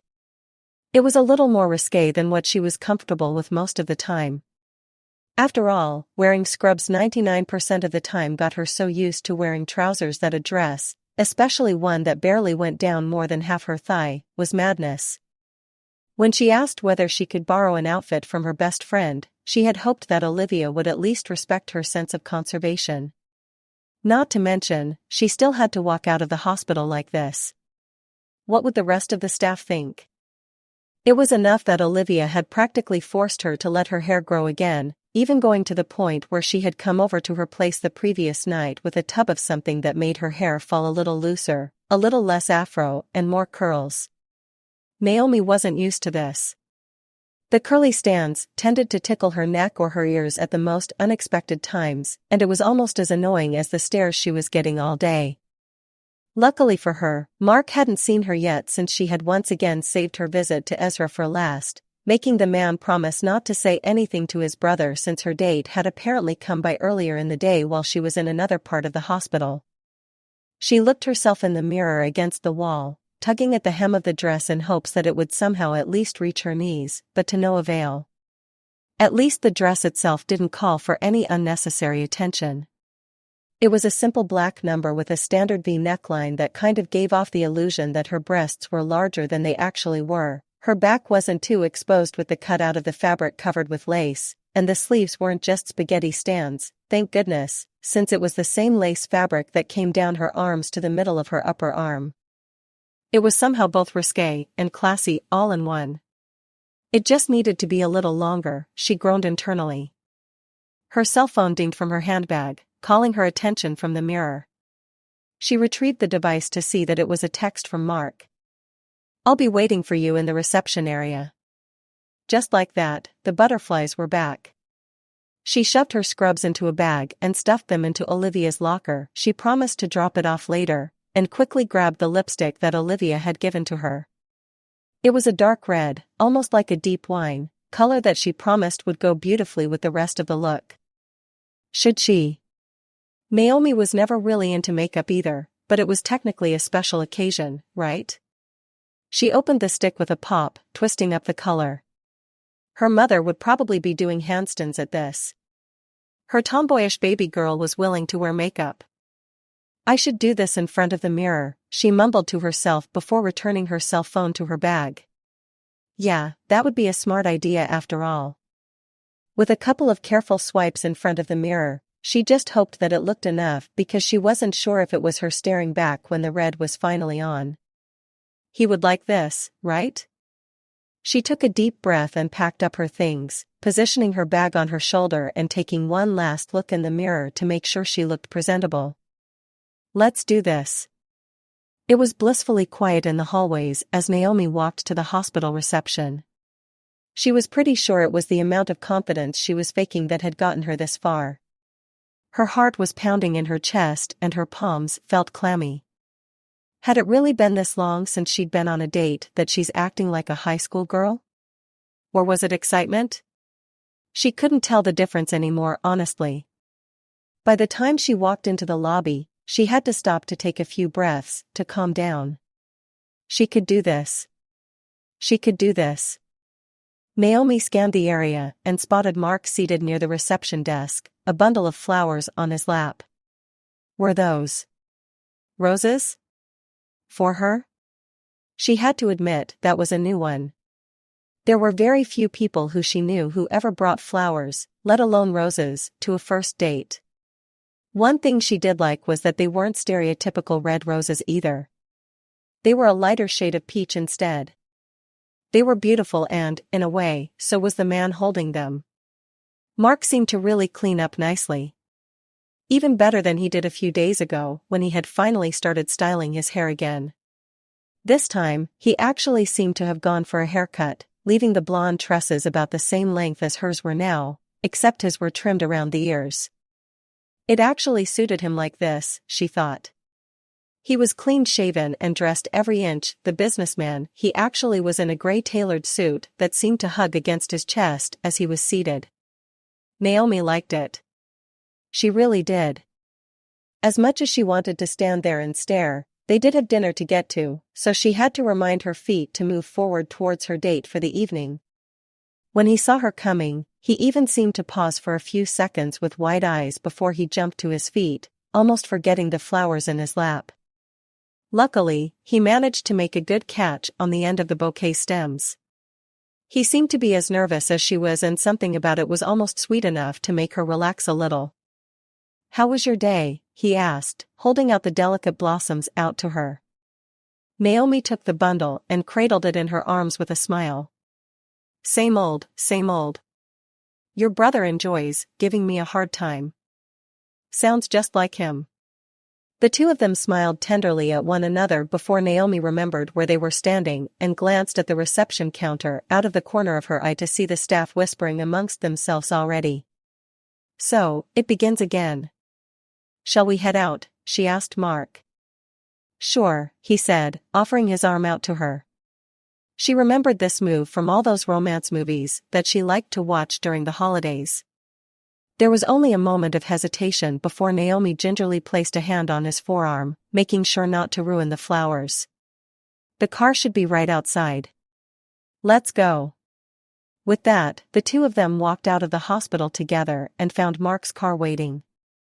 It wasn't a limousine like she expected it to be, but then again, after the recent incident with Ezra, she shouldn't be surprised that he had switched to a black town car, a driver standing out ready and waiting. It was only when they were already inside and the car pulling off that he decided to say something about it. I was going to drive myself, however, my assistant thought it better that I avoid driving myself around for a little bit.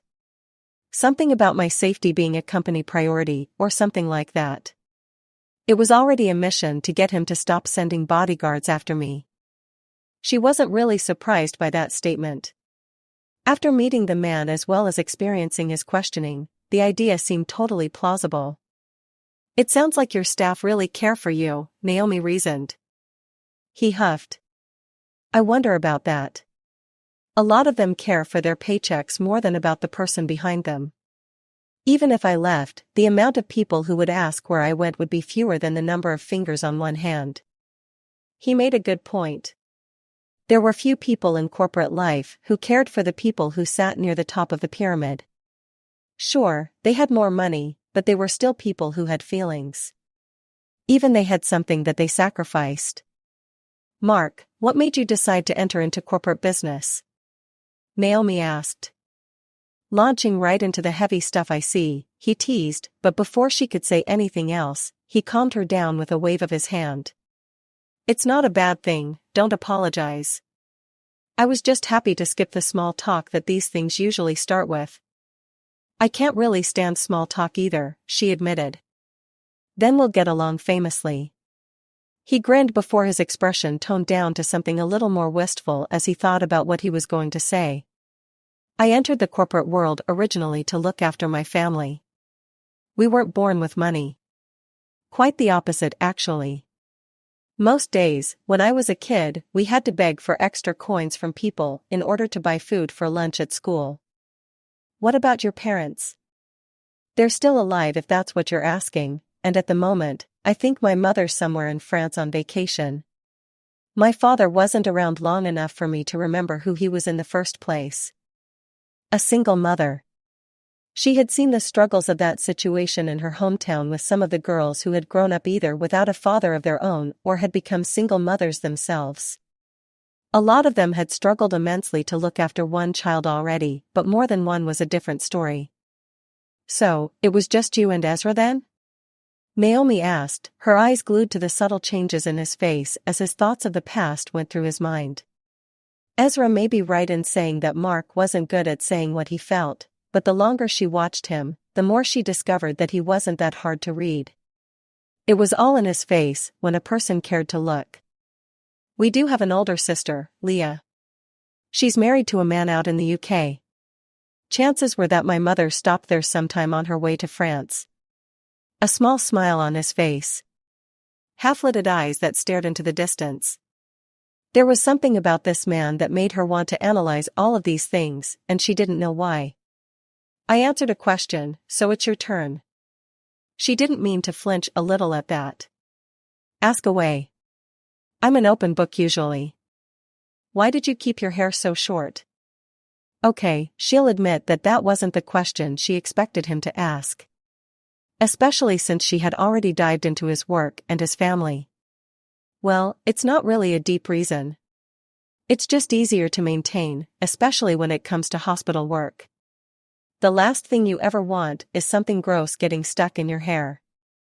He covered his mouth with his hand for a second, looking away. For a second, Naomi thought he was shocked until he heard the start of a laughing fit coming from him. She folded her arms over her chest, rolling her eyes. Yeah, laugh it up now until you have kids and they start drooling over your hair. Or worse. Okay, next question. Since you know about my family, what about yours? Brothers or sisters? I have an older brother who lives in the city with his son. His name is Julian.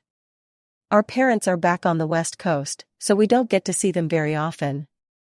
We were a small family who lived in a town that was often a little too interested in what the person next door was doing. The car pulled to a gentle stop in front of a restaurant Naomi had never heard of before. When she looked at the area around it, it had looked like they had ended up in the middle of the richer area of their city. The buildings were not only bigger, but she could even see from the lobby of the apartment building that was across the road that she was far from her usual haunts. Even that burger place that they had gone to previously was a far cry from this place. When she and Mark had gotten out of the car and entered the restaurant, it was like something out of those reality TV shows where celebrities like to hang out. The tiles on the floor and those that paneled the face of the bar against the back were a shining black, with the majority of the decor around it sticking to an elegant silver or white. What kind of restaurant had they just stepped into? "Table for two under Hewitt," she heard Mark say to the host, an older gentleman in a neatly pressed tuxedo that kind of reminded her of a butler with the way he had even parted and brushed his graying hair down. All he was missing was the mustache. "Of course, Mr. Hewitt." "Right this way," the man said before one of the waiters had come to collect the two of them.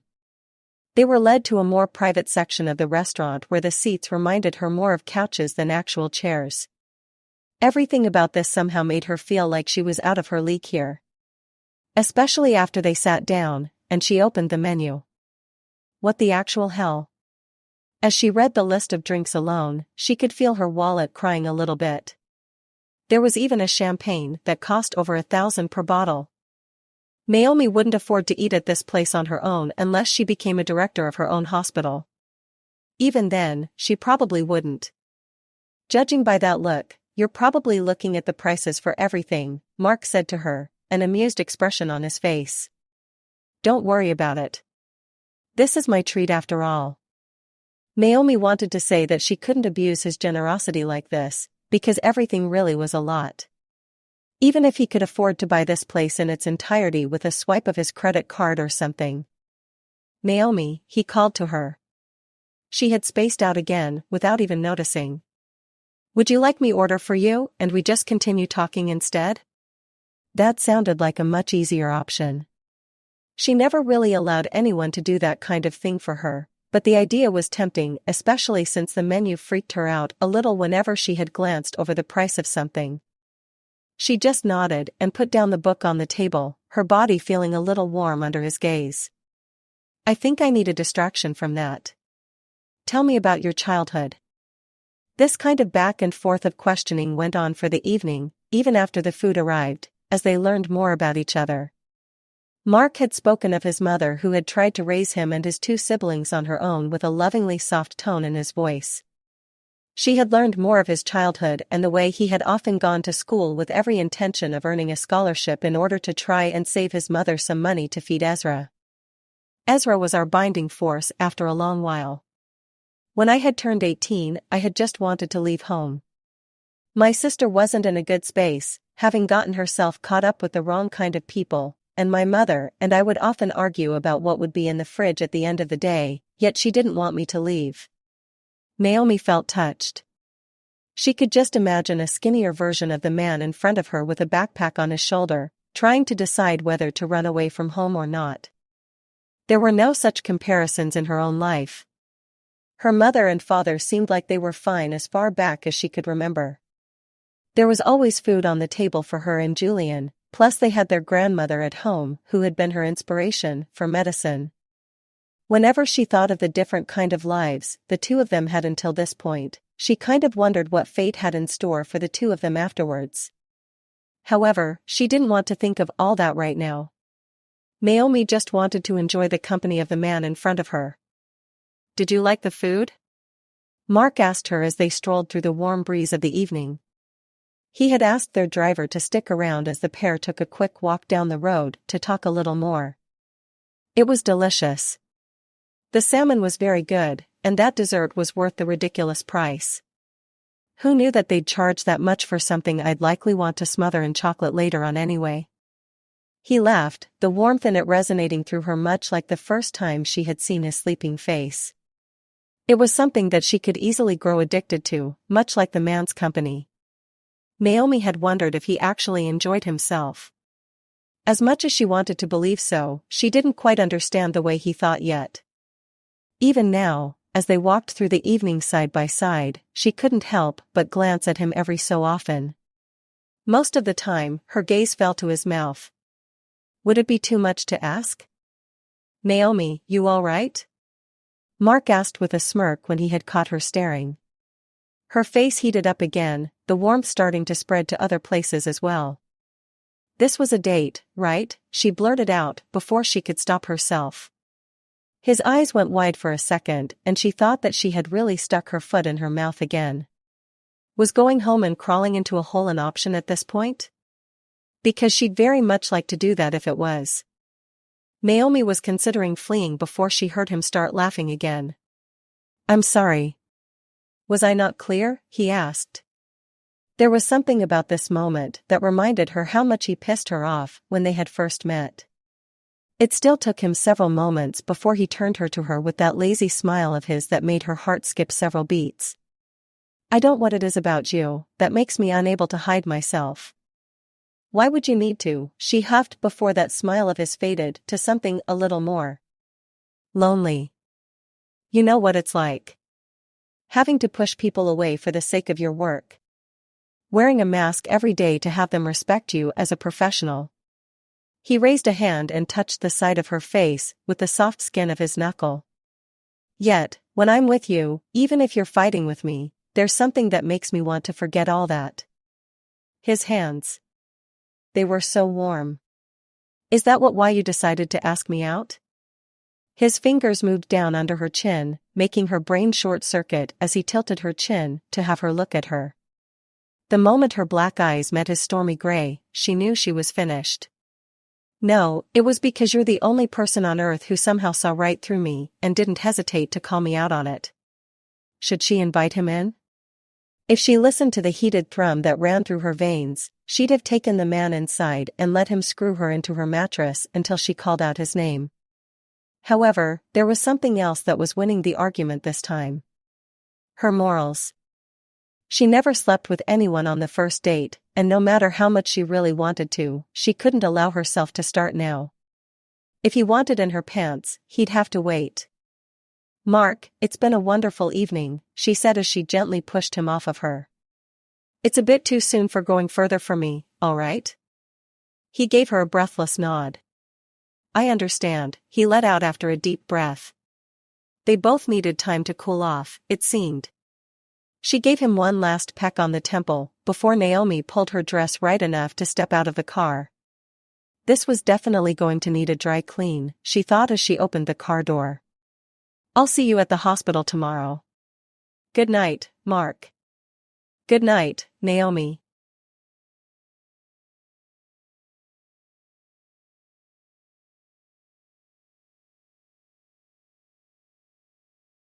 Chapter 7. Naomi. Naomi, is he settling in well at home? Mark, he loves it. Especially the idea of a nurse to take care of him. Physical therapy starts later this week, so we'll see how that he feels then. Naomi, tell Ezra I say hi. Mark, will do. We can have dinner again this weekend on your day off. I miss you. Naomi, I miss you too. Naomi stared at the screen of her cell phone with tired eyes as she laid under the covers. She had just gotten home from another 16-hour shift at the hospital and just opted to collapse on the couch as soon as she got in the door. Iris had popped in at some point to curl around her leg that dangled off the end of the sofa, but after that, the feline drifted off again. She seemed to be doing a lot of wandering off these days. Naomi would worry more if the feline didn't seem to be fed wherever it was that she went to. She seemed to be getting fatter by the day. Definitely wasn't pregnant since she had Iris fixed a long time ago, so someone had to be feeding her nearby. Rolling onto her side, she grabbed the television remote off of the coffee table and turned on the news for background noise. Something had changed in her lately. Her apartment had been too empty lately, or was it her? As cliché as it sounded, there was something missing in her life lately, and she wasn't sure what. It could be either Olivia since the two of them had virtually no time together with Naomi's shift change, or was it Mark who had to return to work since his brother had been discharged. It was odd. She hadn't realized how used to the routine she had built before. Now, with two little changes, Naomi had found herself at a distance from those that surrounded her every day. Even after her date with Mark, their relationship had seemed to hit the wall she expected just after the first date. Distance. What had started as a daily encounter face-to-face had now become funny emails, quick phone calls during lunch, and text messages, may even a quick meal. As great as it was to have some sort of connection, it wasn't the same as that night. Naomi almost felt greedy. She wanted another night like they had on their first date. It had been almost 2 weeks since then, and as much as they tried, whenever she was free, he was headed into a budget presentation, meeting, another press conference or something to do with the board. And vice versa. Dr. Adamson had been giving her more assignments with her new shift change. She was often accompanying the man to surgeries or being invited to meet new people who she would meet again at the new hospital. If she ever got around to filling out the forms, that is. There was too much preparation that had to be done for even that. She'd have to search for a new apartment, research the city itself, and start packing up the entire life she had set up here before climbing onto a plane. All that was still the work after the application process itself, which still would involve her flying out there for a formal interview. Naomi just let out a groan. This was too much work for a person. Couldn't there be an easier way to have it all? Her cell phone vibrated in her hand. It was Mark again. "Mark, are you watching the news by any chance?" She'd be lying if Naomi said she didn't look around for a second to check for cameras. How did he know? "Naomi, why should I be?" His next response was probably the reason why she turned around to look at the screen. Mark just had another press conference. True to his word, there he was on the business section. They seemed to be getting over the initial problem they were having with their record label, so he actually looked a little less stiff in front of the cameras. Naomi just smiled at the handsome man on screen as he was talking about stuff she didn't really care about. It was just good to see his face again in some way or another. "Naomi, looks like you've been having an easier time at work. I can see it in your face." It was only after she had sent it that Naomi questioned the way she had phrased that one. It was still true in her opinion. She could see a difference, even if no one else did. Her cell phone dinged again. "Mark, it's not that. It's because I was talking to you before I had to go on stage." Her face was warm again. He sometimes said the sweetest things over text that made her heart beat a little faster, even if he never really said them this well in person. It was something that made her happy for the time being anyway. Would she like to hear them in his voice? Of course, but she'd have to be patient. Naomi curled her legs up against her stomach on the couch, grabbing the extra blanket she left on the top of the couch and threw it over herself as she watched the press conference until the end. Once it was over, she looked down at her cell phone once again to see another message saying that he was heading home and that he'd call her when he got back. She may have been exhausted, but if she wanted to hear his voice, even if it was for a second, she'd wait. Maybe this is what it felt like to have a crush on someone. It wasn't quite love yet, it felt very much like it. Even the sound of his voice when he said goodnight made her happy, but she wanted more. Perhaps she was being greedy after all. The weekend couldn't come fast enough for Naomi and Mark. She had the Saturday virtually off since she was on call and managed to get the same after a lot of shuffling in his schedule so that they could spend the day together. He had promised to let her choose what they did this time since she often sent links to different restaurants and places that she claimed would be something nice to visit together. Even though they had only been 1, maybe 2, dates officially, they had never stopped talking in between the quick lunches he sometimes had with her at the hospital before she was usually summoned to the ward or surgery. So, on Saturday morning, she had woken up earlier than she ever thought she would on a day off. Sure, some of the time after that was some idle searching online for outfits in her pajamas, but it was still true. Naomi was finally getting to see him again for more than 15 minutes for a change, and she was bubbling with excitement, even smiling to herself over her coffee mug as she looked out at the morning scenery on her street. He said that he would be at her apartment at 9, so they could have breakfast and then see from there, giving her enough time to get ready. She quickly checked the time on her phone. 8:45, shit. Where did the time go? Naomi practically flew off of the couch and into the bathroom.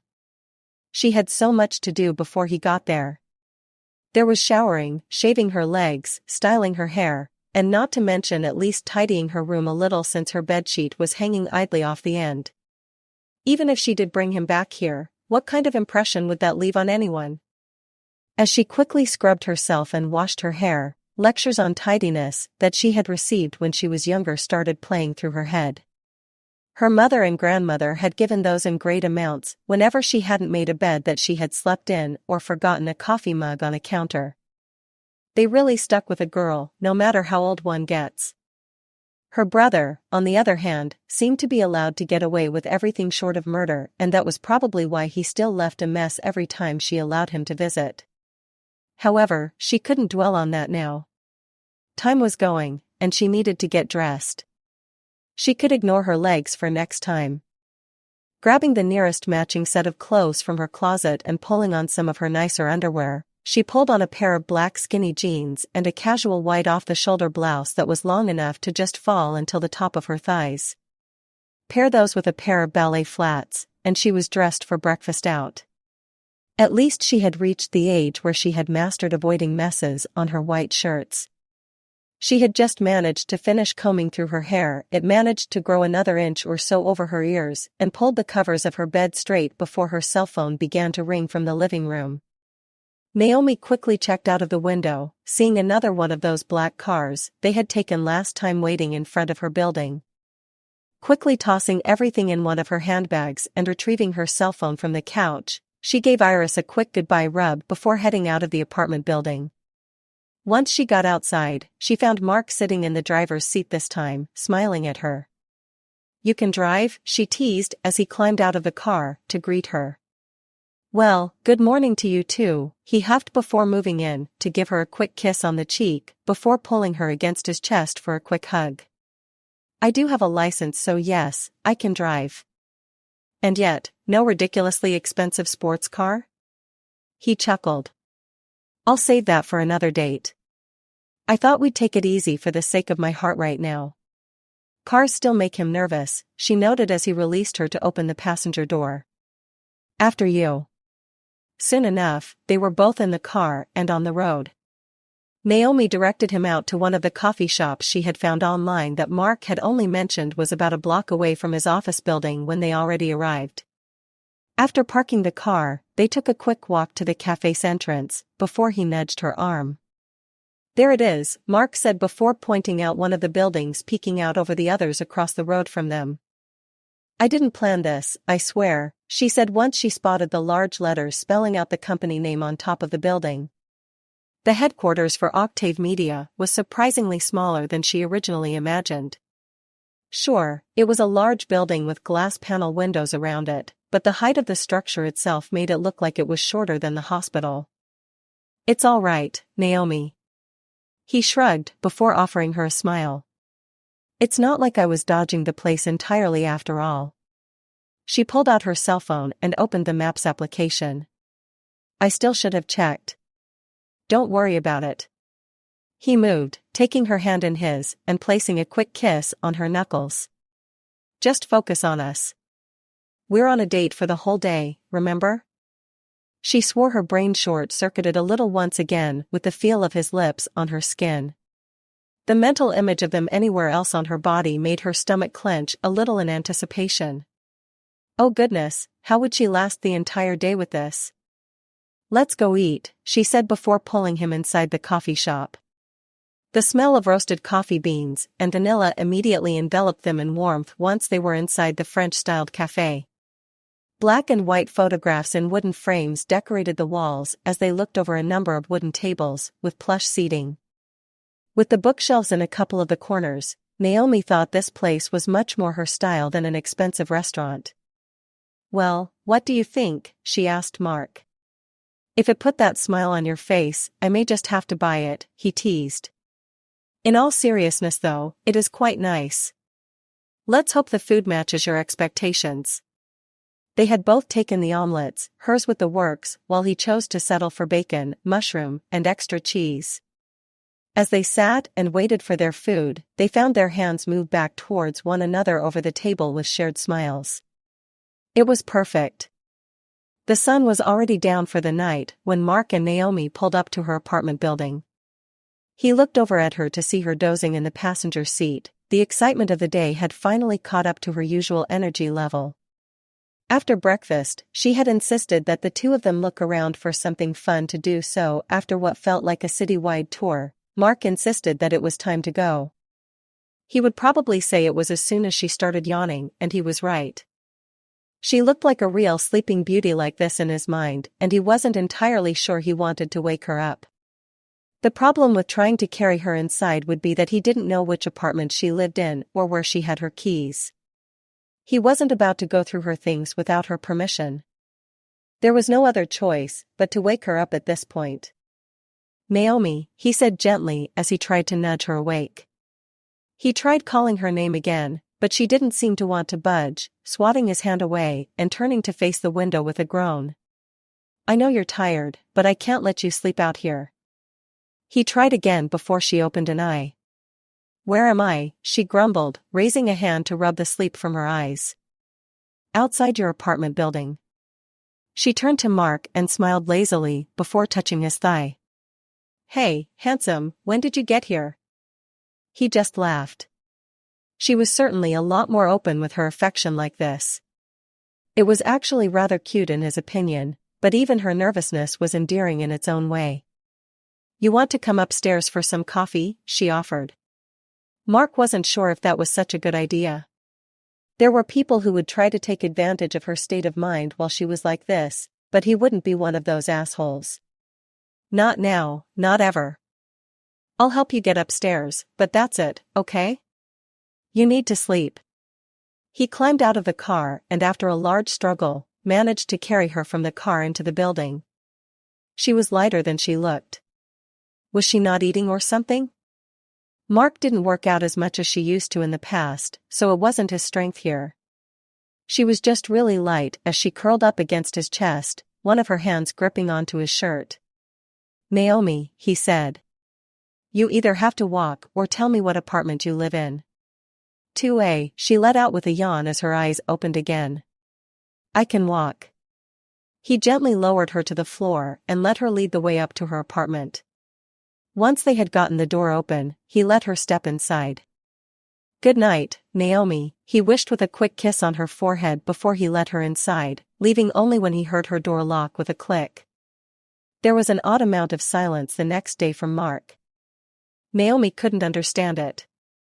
Things were going well, weren't they? They had had their date last night and he had brought her home afterwards.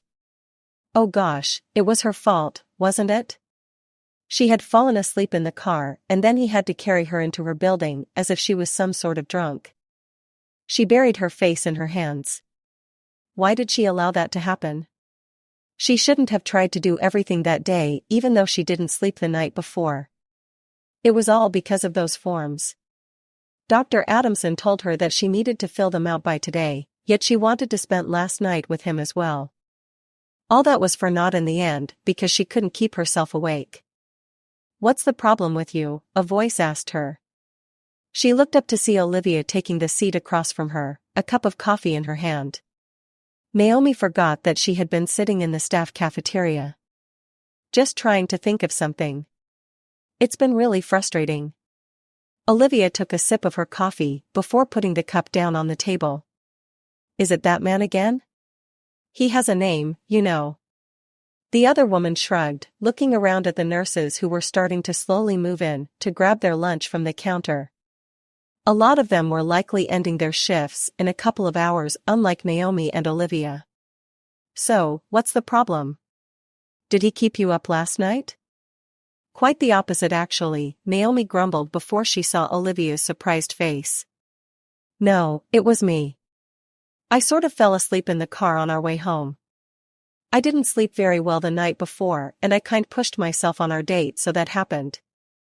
That, Olivia got out before she cracked into a fit of laughter. It took a few minutes before Naomi got her to calm her down enough to speak again. "That is both the funniest and saddest story I have ever heard." "It's not funny, Liv. I really blew it. He hasn't spoken to me the whole day." "Maybe he's just busy," Olivia suggested with a shrug.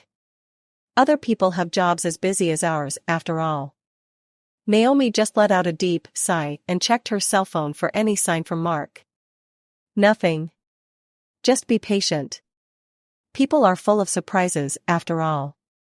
That night, after she finished setting food out for Iris and a quick shower, which was really needed after her last patient who needed an intense amount of stitches after an incident at work that involved a saw, Naomi propped herself on the couch with her cell phone in hand. She was just happy that the day was over. She had finished her surgical rounds and patient checkups as well as handed in those forms for Dr. Adamson. Honestly, she wasn't sure if she would get that position. When it came to positions for junior doctors in that hospital, there were bound to be hundreds of applications that were just as extensive or even more so than her own. Her mentor's recommendation may be one of the few things that was putting her with the upper tier of candidates. After that was still a formal interview with the board of the hospital. Would she even make it that far was the question, and if she did, would she take the position? Naomi glanced down at the device in her hand. Mark. Even though they hadn't been dating for very long, was it worth hinging this big of a career move? It probably wasn't making sense to her brain, but her heart wanted to see where this relationship would go. A loud ding echoed through the silence of her apartment. She raised her phone and pressed the unlock button.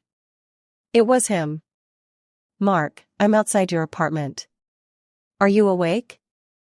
There was something about that question that made her giggle as she got to her feet and walked to the door. She checked the peephole and sure enough, there he was in the flesh.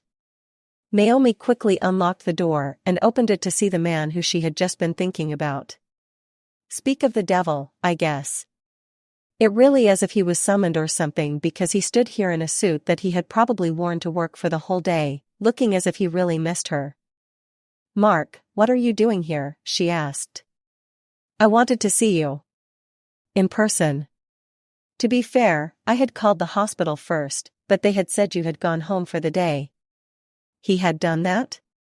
Why didn't he just call her directly? Naomi raised a confused brow at him. Why didn't you just send me a text instead of going through all of that?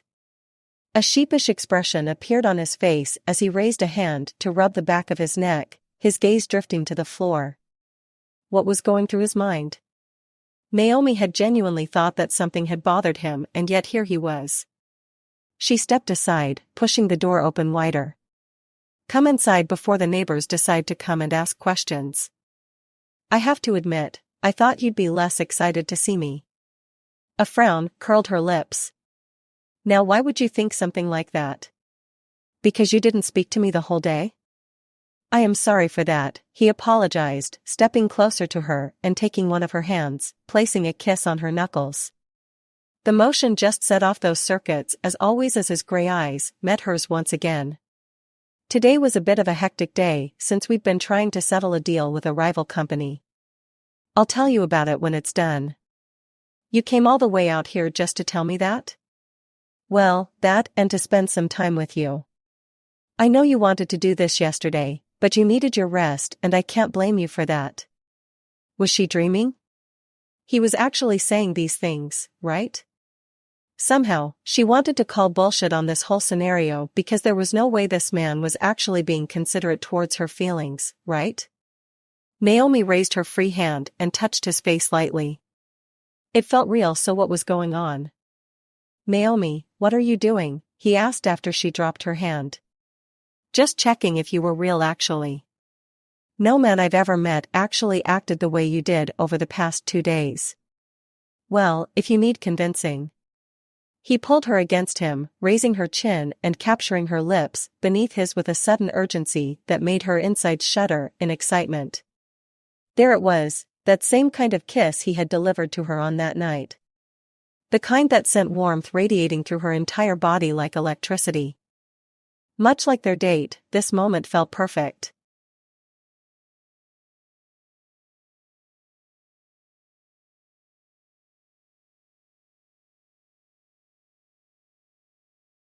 Chapter 8. Mark. If there was one thing in life Mark Hewitt never thought he would be so fixated on, it was a woman. Not just any woman, however, it was the woman who was currently next to him, one Dr. Naomi Bennett. He didn't expect to ever find himself in this kind of situation before, and yet beyond all reasoning, there he was, and Mark was sure he never wanted to leave. Memories of the previous night ran through his mind as he lay there, watching her sleep soundly in his arms like an angel. She wasn't the woman he had initially pictured himself with one day. Not by a long shot. He had imagined someone like his mother, calm, somewhat reserved, and didn't get angry for small things. Naomi was the opposite. The first moment that she had burst into his life, she had argued with him and then proceeded to do her job as if nothing had happened. Whenever she had entered Ezra's hospital room, he was fully prepared for another verbal attack, and yet she just did her job. His brother, who was sitting at home at the moment, was proof of this. That news broadcast of the crash followed by the phone call from the hospital was one of the scariest moments of his life. Ezra, despite the number of headaches he granted, meant the world to him, and to lose him would be his end. He couldn't sleep, couldn't eat, and had no idea what to do with himself other than to tell Lawrence to cancel all of his appointments and meetings and sit next to Ezra, praying that his little brother would come back. Yet even through all of them, the one thing that gave him hope at the end of all that was this woman who saw that he wasn't well and gave him her card. He had sat for a week with it in his pocket, wondering whether he should call her or not. However, he didn't need to after a little bit. All because of one conversation he had listened to when the two of them had thought he was asleep. She cared. She actually cared about him. Not because of his money or his position, but because he was a man who was worried for his brother. After that, he had started to look at her. She was excitable, tended to freak out about everything that excited her, and even when she had the energy of a child, she was amusing to watch. Naomi Bennett was a challenge, and she was one he was happy to solve. Mark ran a hand over her hair, smoothing the longer strands down with a smile before planting a kiss on her temple and releasing her. As much as he didn't want to leave, he had to get to Octave. He had a quick shower in her bathroom and put on the same clothes he had packed in the night before. Luckily, he had thought of this before coming to her place. The distance was starting to stress him out all over again. Every moment he couldn't see her, he wondered about what she was doing. What kind of people was she talking to? What were they saying about her? After Ezra's release from hospital, there were no more excuses that he could make to see the lovely doctor. Thus, he had to take matters into his own hands, and then last night happened. He didn't exactly plan for that to happen either, but damn, he sure was happy it did. As much as he enjoyed her company outside of the bedroom, it was as if she was a different person inside of it. The way she reacted to his every move was enough to make him explode. Mark couldn't believe it, but Naomi Bennett had a hold on him. He just hoped she never let go.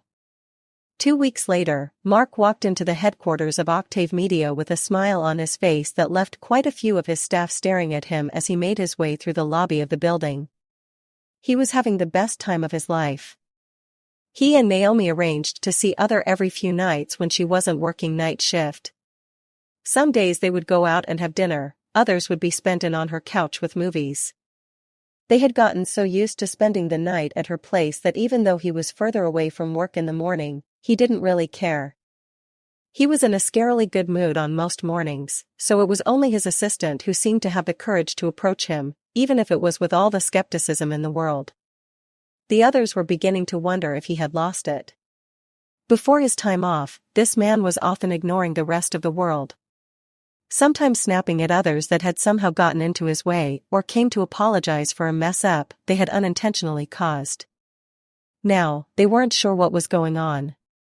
"You seem to be in a very good mood again today," Lawrence said as he fell in step behind his boss, his eyes focused on the man who actually seemed to very relaxed. No tension in his shoulders, and he wasn't sending Lawrence immediately for coffee. Who was this man, and where was his boss? "I am actually. What's on my schedule for today?" Mark replied as he pressed the button to call the elevator. It gave a light ting before the doors opened to a blissfully empty elevator. It seemed like luck was on his side today.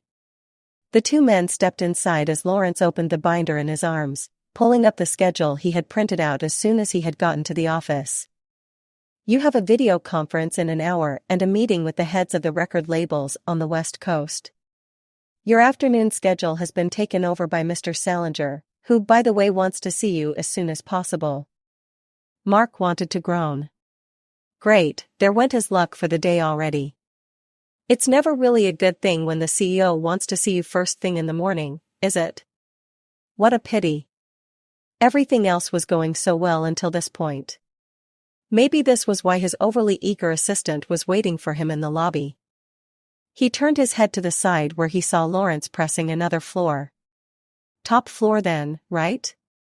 Mark sighed towards the younger man as he shut the binder in his arms and smoothed down the short hairs on top of his head. Already pressed it. It was a silent ride for the rest of the ride.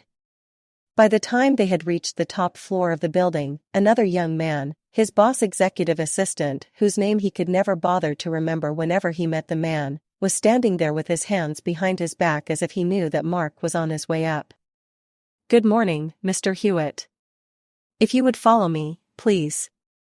Sometimes the man reminded Mark of a hostess of a restaurant more than an assistant with the way he carried himself.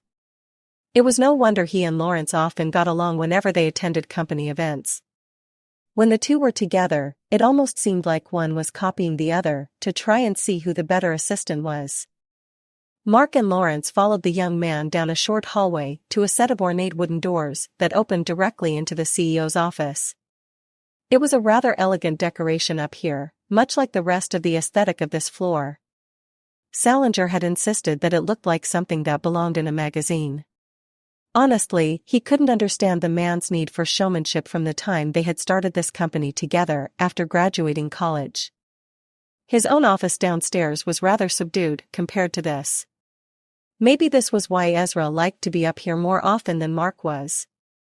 They were practically the same person. The man was still a friend to his family after all these years, and after attending a few family gatherings during the holidays, the man had become both his best friend and his business partner even after a brief period in which Jax had secretly dated his sister, Leah, which they only had announced over one Christmas lunch out of the blue. Needless to say, he didn't take it exceptionally well at first. Not that it mattered now. The young man opened one of the doors and looked inside. Mr. Salinger, Mr. Hewitt is here. Let him in then, they could hear from the inside before Mark walked inside to see his business partner standing in front of the large window that overlooked the street below them with a mug of coffee in his hand, which explained the smell that filled the office. You were looking for me, Jax? Mark asked before his boss turned around to greet him with a smile. Mark. How are you? I'm doing fine. What's this about? Jax Salinger. A man who was barely older than he was with black hair and a narrow face that sometimes reminded him why he didn't want to do press conferences. They both understood the cruelty of the press a lot and they hadn't found the right spokesman for the job, often leaving that job to Mark himself. Do you read the tabloids sometimes, Mark? Jax asked him. As little as possible, why? Jax walked over to his desk and pulled a stack of papers from his printer, tossing them on his desk for Mark to look at.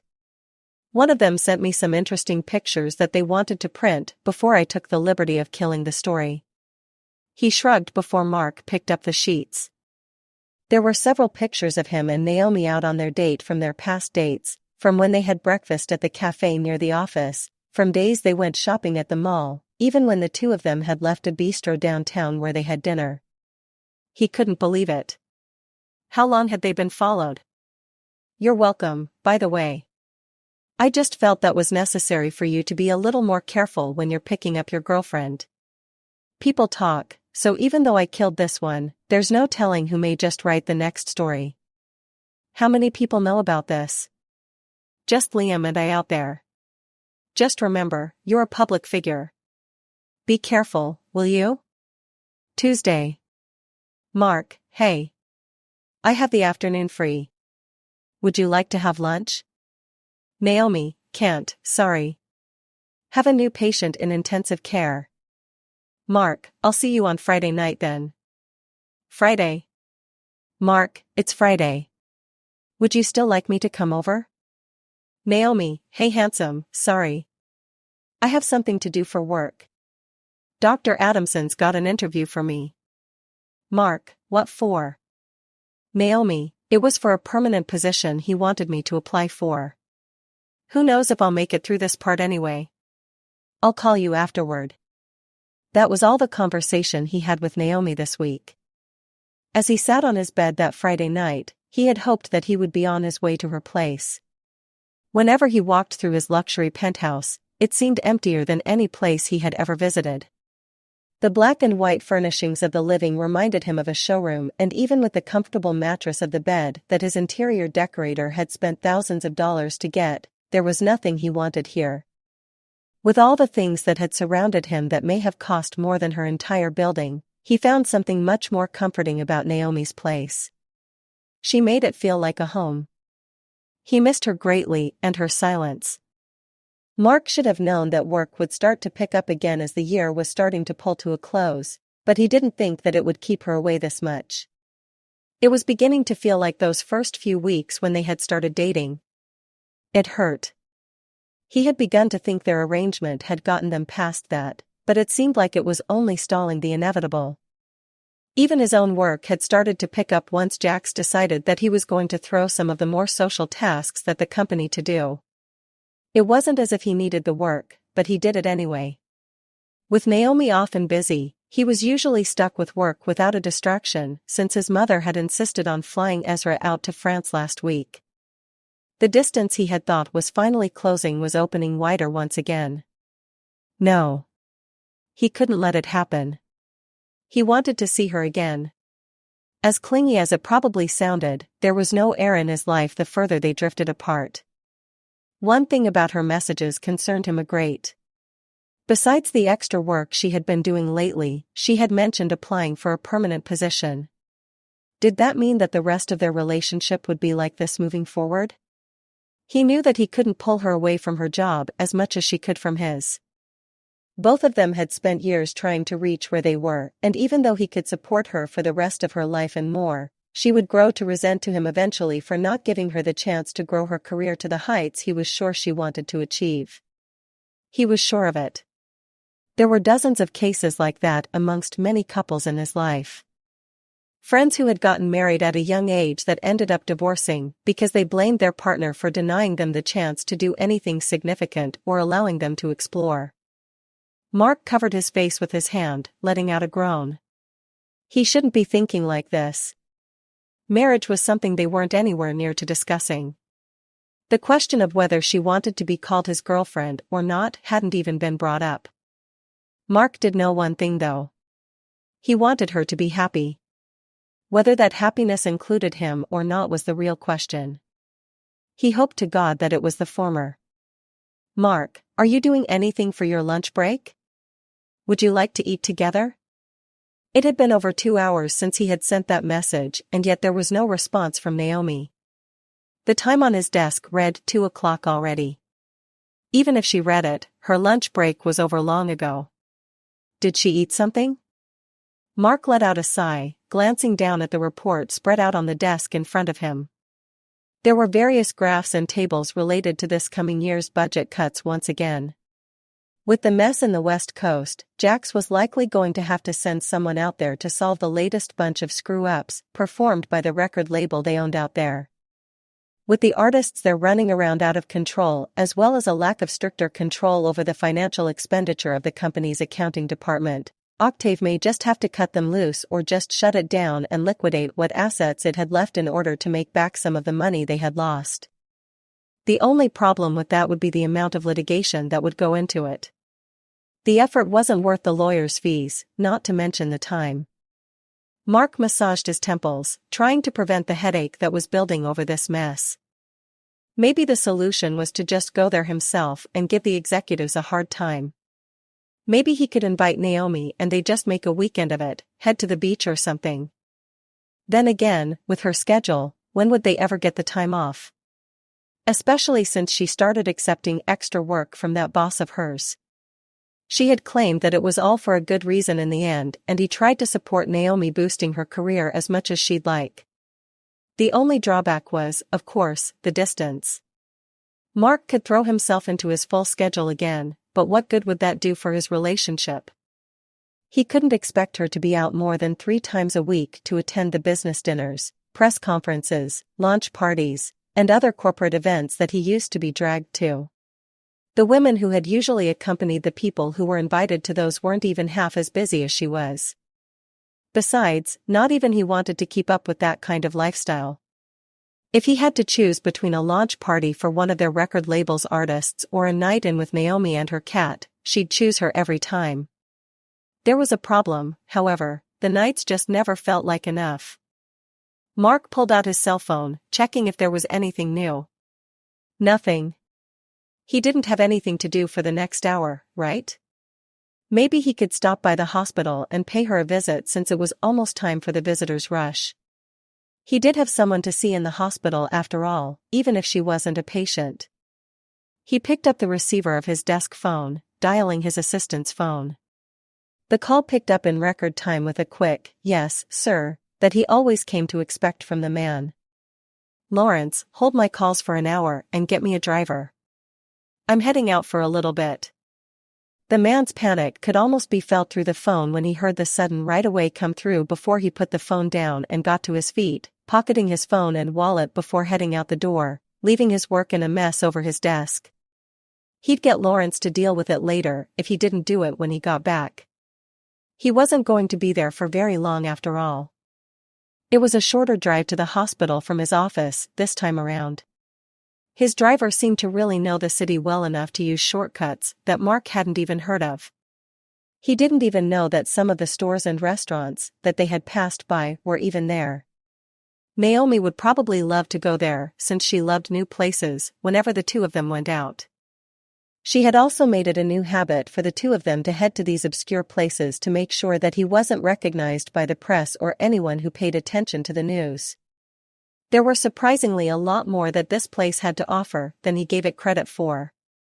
Those moments he did get to see her were all learning experiences. He knew where to find some good food in almost every area around his office building, as well as something new to see. He had to admit, exploring this city surprised him with something new every day it seemed. "I won't be long.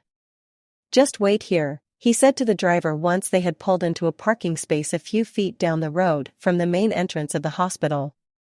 Mark was about to head inside when he saw Naomi stepping out of the doors already next to a man with a cast on his arm, keeping it bent in front of him. They were talking and laughing happily like he and Naomi usually did. Who was this guy? Was he a patient of hers? A bitter taste built up in his mouth as he watched her share a hug goodbye to the man with a smile. Maybe this was a bad idea. He was starting to become jealous of patients now. After all, they got to see her every day. "Mark?" He heard her call out with an excited wave. She pushed her way through the foot traffic heading past the hospital and head straight for him. Once she finally did reach him, she wrapped her arms around him in a tight hug, brushing her lips against his own. "When did you get here?" "Just now. I wanted to know if you wanted to join me for lunch." "Did you eat something?" "I'd love to. My phone died so I lost track of time." "I'm starving." She smiled brightly at him, and as her hand slipped into his own, he could have sworn that everything that he had been worried about a few minutes earlier just vanished into thin air.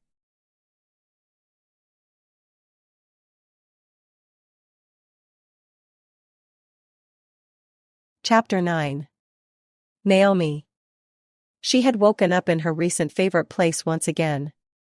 Mark was fast asleep behind her, an arm wrapped around her naked waist and pinning her against his chest. Their legs were tangled between the two of them as she basked in the feeling of protectiveness in his warmth, running her hand against his arm. Naomi felt as if she could stay like this forever. This was a feeling she could grow addicted to as well, much like many sensations she'd come to find with Mark. They had only been together for a few months, but she had to say that she really liked him. May even be something like love, but she couldn't confirm that. It felt like it was much too soon to fall in love with the man. They understood each other, respected and loved the relationship they had, sure, but that was different from being in love with someone. They hadn't even gotten to the point where she could say they really knew each other. They still hadn't gone to his place or met the rest of his family together, then again, he hadn't met hers either. No, it wasn't love yet, but it would hurt like it if anything happened. Naomi. Your phone's ringing. Says it's your brother. Do you want me to send a message to call back later? Oh, shit. She forgot about their plans with Julian and Nate. They were supposed to have lunch today. Naomi clapped a hand over her eyes before holding out her hand for her phone. He handed it to her, and she took a deep breath to calm down before answering as Mark laid down next to her again. Hey, Jules, what's up? Hey, Mimi, her brother greeted before she heard the enthusiastic cries of her nephew coming from the background. Wait, hold on, she heard him say. You can talk after me, okay? What's going on? She asked him with a laugh. Nate just has a thing for phone calls now. Caught him on the phone trying to call Mom the other day. She heard Julian pull the phone away to tell Nate to hold on again, before there was another sound of movement. Anyway, we'll meet you at the restaurant at 12. You can bring this boyfriend I heard about as well. Wait, what? Where did you hear this from? I didn't tell anyone except for Olivia, and you two don't dash. Anyway, Julian cut in. We'll see you soon. He hung up the call really fast after that, leaving Naomi to stare at her cell phone in confusion. What's the matter? Mark asked from next to her. To be honest, she wasn't really sure herself. How did her brother find out about Mark? Also, why did he dodge the question as soon as she brought up Olivia? Do you have plans for lunch? My brother wants to meet you. Mark raised a brow before he reached for his own phone, checking his calendar. I did, but I'll call Lawrence and tell him to move it to later. This is important if I'm meeting your family. She just shrugged. Her brother was just being weird, really. Well, it's only 9. What do we do till then? Mark asked her before the two of them smirked at each other. She was only working that night, so they had the entire morning to themselves. I have a few ideas. If it wasn't for the fact that it was for Nate, Naomi would never choose to meet inside one of these themed restaurants. Barry's was the name that stood right in front of the building with a cartoon character above it acting as the mascot. She should have expected that kids would like this place, but as soon as she opened the door, she and Mark were hit with a wall of noise. All kinds of kids of different ages were all over the place with their parents and guardians seated at the variety of tables to the side, all looking like they'd rather be anywhere but here. The staff seemed to have this emotion tenfold as all of them looked about as tired as she was at the end of the day. Welcome to Barry's, a teenage boy with bright red hair and glasses greeted them with as much enthusiasm as he could muster. It wasn't very much. Name's Dan. Table for how many? 4. My brother and his son should be coming soon if they're not here already. Naomi scanned around and there were honestly way too many kids running between the tables and the play area to spot a specific child. It was probably better to check the tables. She did until she spotted her brother sitting in the back corner. Got him. I found my brother, she said to Mark. Let's go. Dan and Mark followed after her to the corner where she had spotted Julian. She shouted his name out and the man turned his head before he got up to his feet and practically tackled Naomi into a tight hug. Mark watched the two siblings reunite as they seemed to bounce questions on how they were doing and what they've up at a speed that he really didn't feel like keeping up with. Anyway, Naomi exclaimed before grabbing Julian by the hand and pulling him forward as if presenting him. This is Mark Hewitt. Mark, this is my older brother Julian. Charmed, Julian said as he stretched a hand out towards Mark. The two shook hands quickly before Naomi sat them down at the booth they'd gotten. Nate is somewhere playing. He'll be back soon enough. Luckily, the security for the kids here is pretty decent so he can run around and be himself, you know? Like we could contain him anyway, Naomi laughed. So, Mark, Julian started, his expression a little more serious than it was a minute ago. What do you do for a living? Do you work at the hospital as well? Mark glanced at Naomi, who just shrugged. So, it was an interrogation then. No, I have a few jobs. My main one is as a CFO. So, you're a rich man then? You'd be able to take care of my sister then? Naomi butted in. Julian, Mark doesn't need to take care of me. I'm just checking, Julian said to her before turning his attention back to Mark. So, which is it? Yes or no? Mark just let out a sigh. We hadn't talked about any of that. Your sister is more than capable of handling herself, but if she wants help, she knows she can always ask. Well done, Naomi thought with a pleased smile. Julian was far from done, however. His interrogation went from Mark's family to his spiritual beliefs, all of which Mark answered in a cool and calm manner that eventually made Julian give in. Somewhere in the middle of it, Nate had run back to their table to tackle Naomi with enthusiasm before he spotted Mark and told his father he was going to play again before Julian started again. Are you done now? Naomi asked her brother. One last question, and this is for the both of you, Julian said. How are you going to handle people's reactions when they see the two of you together? You already see how they look at me for being a single father. Naomi didn't know. It wasn't something she had worried about their first date. Sure, she was asked by a number of people at work why she was dating him. Racism wasn't really something she was inexperienced with anyway. It's not their business, Mark said suddenly. Even if people decide to spend their time bad-mouthing people who just want to be happy on their own terms, it doesn't matter because what she thinks is what matters to me. Julian looked around the room at the people before nodding his head. Then you better be careful because we all know how people can't keep their mouths shut for anything. Mark looked at Naomi, slipping a hand into hers and giving it a quick squeeze. She knew exactly what her brother was talking about. It was going to be a struggle, but they would figure something out and they'd be able to work on it. He turned back to Julian as Nate ran back to their table, happily telling his father about the friends he was making in the playground. As much as she wanted to keep her focus on her nephew, she couldn't help but notice some of the stares and whispers of the people around them.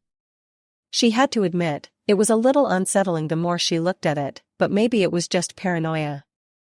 Why would other people care so much that the people around there weren't very orthodox? They were just as capable as any other family. Maybe Julian did have a point. What would they do if someone decided to start something? I'll keep that in mind. That evening, after a good day with her brother and his son, Mark brought Naomi out to the hospital for her night shift. He knew that he'd only be seeing her later again, so they had parted in the car, taking a bag that she packed earlier with her scrubs and coat inside. Luckily, she had managed to wash and stuff it in the dryer before she had to leave home because Mark was probably the greatest of distractions sometimes. Naomi walked through the hospital to the ladies' changing room, pushing the door open to encounter some of the nurses who had arrived for shift change at the same time it seemed. Evening, ladies. She greeted them with a nod before she passed by them to a bench on the far end as she tried to tune out the other ladies' chattering so that she could be ready for work. This was usually why she was dressed before getting to the hospital. It was good to have the moments to mentally prepare herself. There was no guarantee what kind of patients or procedures she would be dragged into, only a guess on which ward she would be assigned to for the day. Naomi would likely have to head to the board in the break room to check, but she had a feeling it was going to be a long day again. She quickly changed into her uniform, tossing her clothing into her bag and the whole thing into a locker they had available for the doctors before passing by the nurses once again who seemed to be looking at her between their whispering. It was only once she left the changing room that her brother's words came back to her. There were people in the world who would be talking about her, but she never expected them to be this open about it. Perhaps she was just being naive about it. After all, some people didn't care. Naomi was still in the room and all they had done was reduce the volume at most. She had hoped that people had better things to do with their time, especially the staff there who had known and worked with her for years now. She looked back at the changing room door before just deciding to let it go for now. She had work to do. Mark. What else do we have to do today, Lawrence? Mark let out a deep sigh as he waited for his assistant's response through the intercom. There was something off today, he could just feel it. Something in his gut was telling him that the string of good luck he had been having lately is about to go to total shit, and he didn't know why. Maybe he was just being paranoid. Yeah, that was it. This was because of the short message from Naomi this morning, saying she was being called into her director's office. All of her messages over the past week since he dropped her off at the hospital on Sunday had been like this, but his mind was just wanting to believe that the cause for this was that she was busy instead of something being wrong. He was beginning to worry about her health on the other hand. The days he saw her seemed to be the only times she got any true sleep, and she started eating less as well lately, claiming that she had eaten before he came over or she had dinner before she left the hospital. He knew the symptoms of stress very well, and there was definitely something wrong with Naomi. "Mr. Hewitt," Lawrence's voice came through on the intercom. Mark pressed the button. "I'm listening. All you have for this afternoon is a video call to your mother that you wanted me to remind you about." Oh, right, he had forgotten that he had wanted to check on his mother and Ezra in France. His brother was due back next week so that they could begin his official sessions with the physical therapist. "I'll do it from home," he said to Lawrence. "I'm leaving early, so hold all my calls." "Will do, sir." "And if Mr. Salinger asks?" "Oh, right, he forgot about that. Tell him I'm going to a meeting." With that, he grabbed his cell phone and called one of the company drivers as he headed downstairs. His mind was probably not in the best state to be driving, but he had to go and check on her somehow.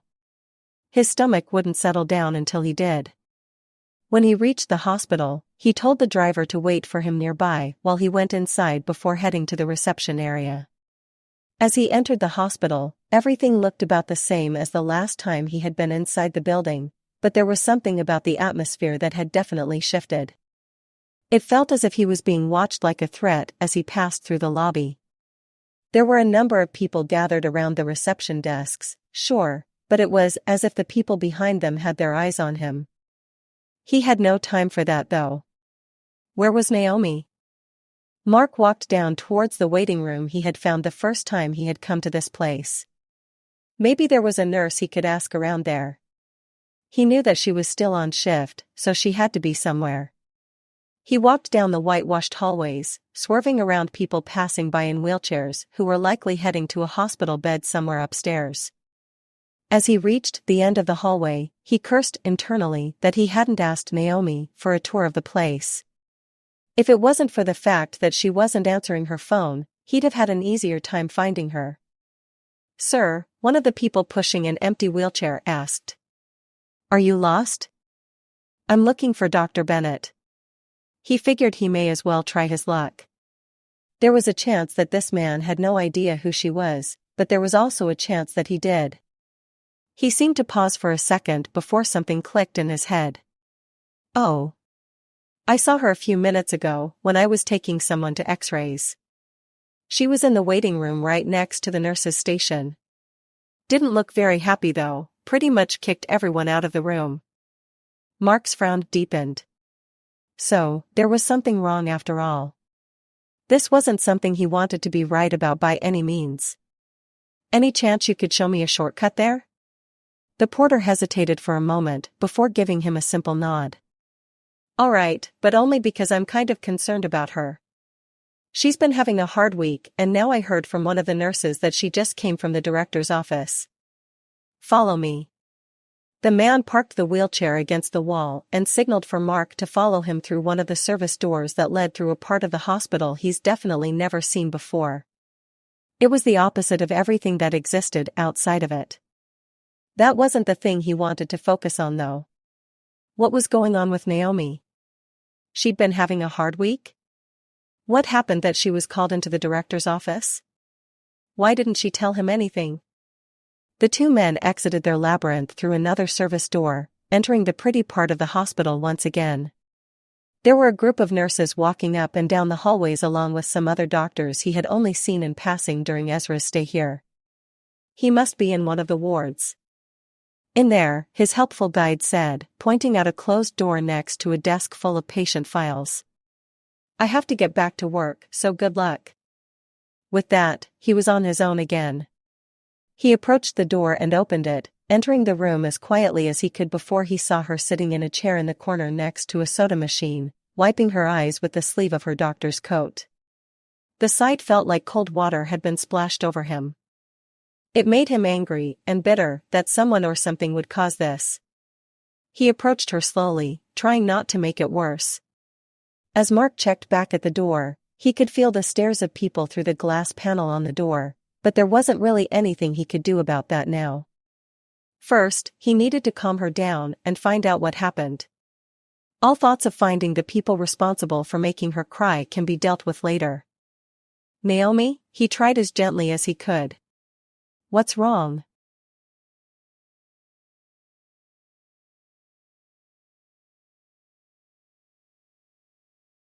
Chapter 10. Naomi. Naomi, what's wrong? Please tell me what happened.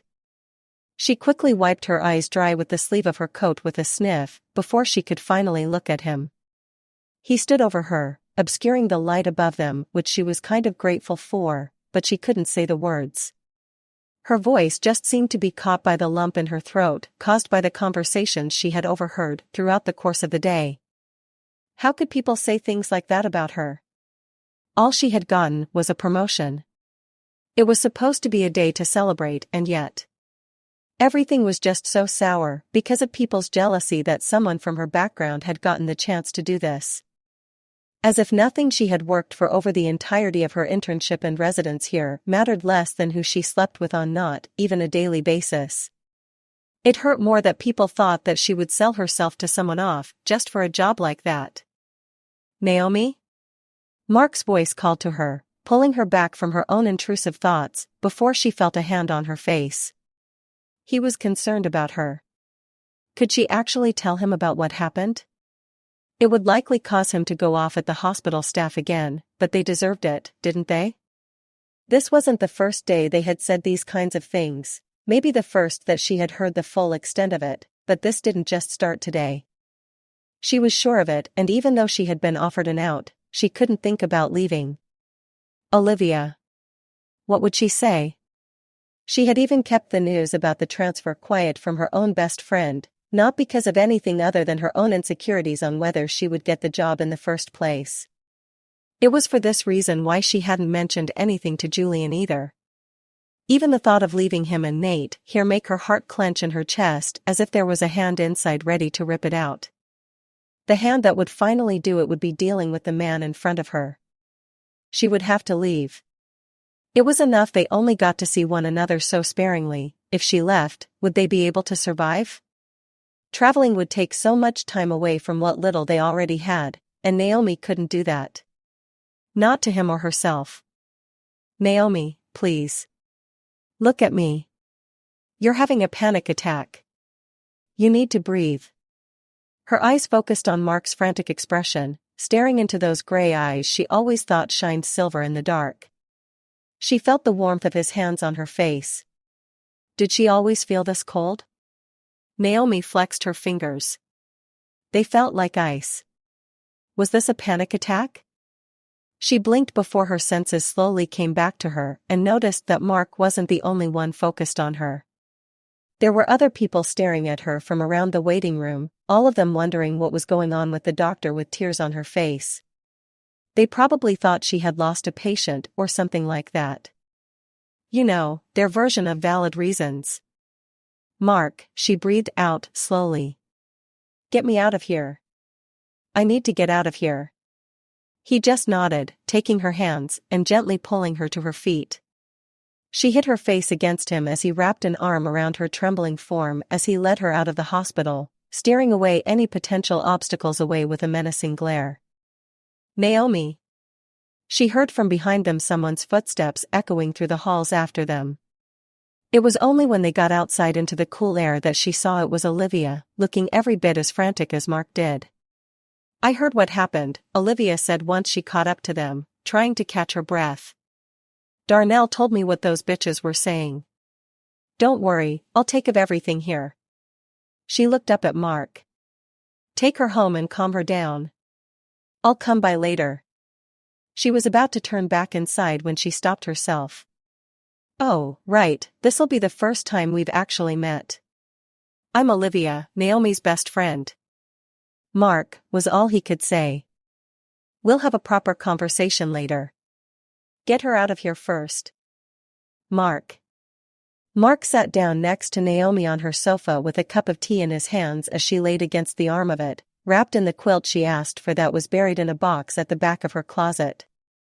Unlike the normal brown and white tones that she had decorated the rest of the apartment with, the one she had him unearth was a light shade of blue that reminded him of a baby blanket. Naomi, here's something for you, Mark said, lifting a piece of the wool she had started to use as a protective hood from the light. Everything else was shut and/or off, so there shouldn't be anything to bother her. Other than the two of them, only her cat Iris was slinking about, and the feline just stopped in to stare at him with curiosity before disappearing somewhere. She seemed to be sleeping. Well, it was better than earlier.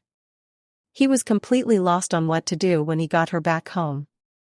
He'd never had to deal with someone having a panic attack other than himself, so the experience was something he never experienced before. Even his family members were the type to isolate themselves whenever something bothered them. All he could do was carry her inside and set her down on the sofa before proceeding to fetch what she asked for. What should he do now then? He couldn't just leave her alone. Not like this. She probably wasn't going to tell him what the problem was anytime soon either. Mark looked down at the mug of tea he had made for her before he let out a sigh. What was going on? If she had been like this the whole week, why didn't she at least give him a sign that something was going on? Did she not trust him? Why couldn't you just talk to me? He sighed out loud as he put the mug on the coffee table quickly before leaning back against the back of the couch. It was probably a better idea to join her in some sleep. By the time she woke up, the two of them could talk over what happened in detail and what they could do about it. He didn't want this to happen again. He was just closing his eyes when he felt a shift on the couch as the awakening form of the girl next to him rolled over onto her back with a groan. Mark? Naomi asked with a yawn, opening her eyes and slowly rearranging herself upwards as she rubbed the short amount of sleep she had gotten for her eyes. Her voice sounded grainy as if she had been yelling earlier, or was it from the crying? He wasn't sure, but neither option was something he really wanted to consider. I'm right here, he said with a faint smile. Are you feeling any better? She nodded, her eyes drooping slightly as she tried unsuccessfully to fight off another yawn. I'm sorry. This was the last situation I wanted to put you through. He shook his head, moving closer to her to touch a hand on her shoulder as if to test her reaction. When she didn't do anything, he gently pulled her into a hug. I'm sorry, she repeated, her voice cracking a little on the end as she buried her face against his shoulder. Naomi. What could have caused this kind of emotional response from her? Mark knew that her job was emotionally demanding, but this seemed like something more than losing a patient that she cared for. He knew that she loved her work, especially when it came to treating those patients she was looking after personally, but there was something involved here that was starting to change this. That man who had helped Mark find her had said that she had been having problems the entire week, and the moment he had personally stepped into the hospital earlier that day, he felt something was wrong. Especially with the way most of the staff was looking at him. You ready to tell me what happened? He tried, slowly. Where do I even start? She croaked against the fabric of his shirt. There was good news and then bad news. The beginning is always a good place. She pulled away from him, the red puffiness in her eyes making her look older than she already was, especially with the way her hair was standing in a mess on top of her head. Despite all of this, Mark still saw his beautiful Naomi sitting in front of him. It started shortly before we started dating actually. Ever since people saw us together, there were a few comments here and there about us. It only got worse after we had gone to that celebration dinner for Ezra's discharge. There were talks about how I was starting to become a social climber, especially since I usually saved my visits to your brother's room for last whenever I was on shift. She sniffed again, looking around for tissues or something. Hold on a second, Mark said as he got up to retrieve the box she kept next to her bed, handing it to her before he sat down again. He watched as she blew her nose and dabbed the tears from her eyes with a few of them before letting the box just settle next to her on the couch. "Where was I?" "Oh, right," she said with a slight nod. They had usually kept their snide comments about us to themselves, but that didn't mean that I couldn't hear them, you know? The final straw was what they had said earlier today. Naomi just shook her head, grabbing another tissue from the box and blowing her nose. "You know, it's one thing to comment on someone's relationships like that, but when you start degrading the work they do just because they have something good coming their way, it just hurts." Mark could see the hurt in her expression as she twisted the tissue in her hands, before she just dropped it onto her lap with a sigh. When she looked up at him, it was as if she was suddenly the other one between the two of them. "Mark, there's something we have to talk about. I've been avoiding the topic, but it's a big part of what happened today." This was it. He could feel the same sense of foreboding that he had felt earlier that day broiling in his gut. "What is it?" "The application I had mentioned that one time when I was headed into an interview with the director of the hospital?" She dropped her gaze, clasping her hands shut in her lap. "It was for a permanent position that Dr. Adamson was helping me apply for, with his recommendation, in return for taking over Ezra's case. He had promised that it would be good for my career." "A permanent position? Didn't that usually mean a higher-paying job for doctors and a specific hospital that would serve as a sort of headquarters in its own right?" It wasn't an executive position by any means, but she would be able to do what she loved without as much work.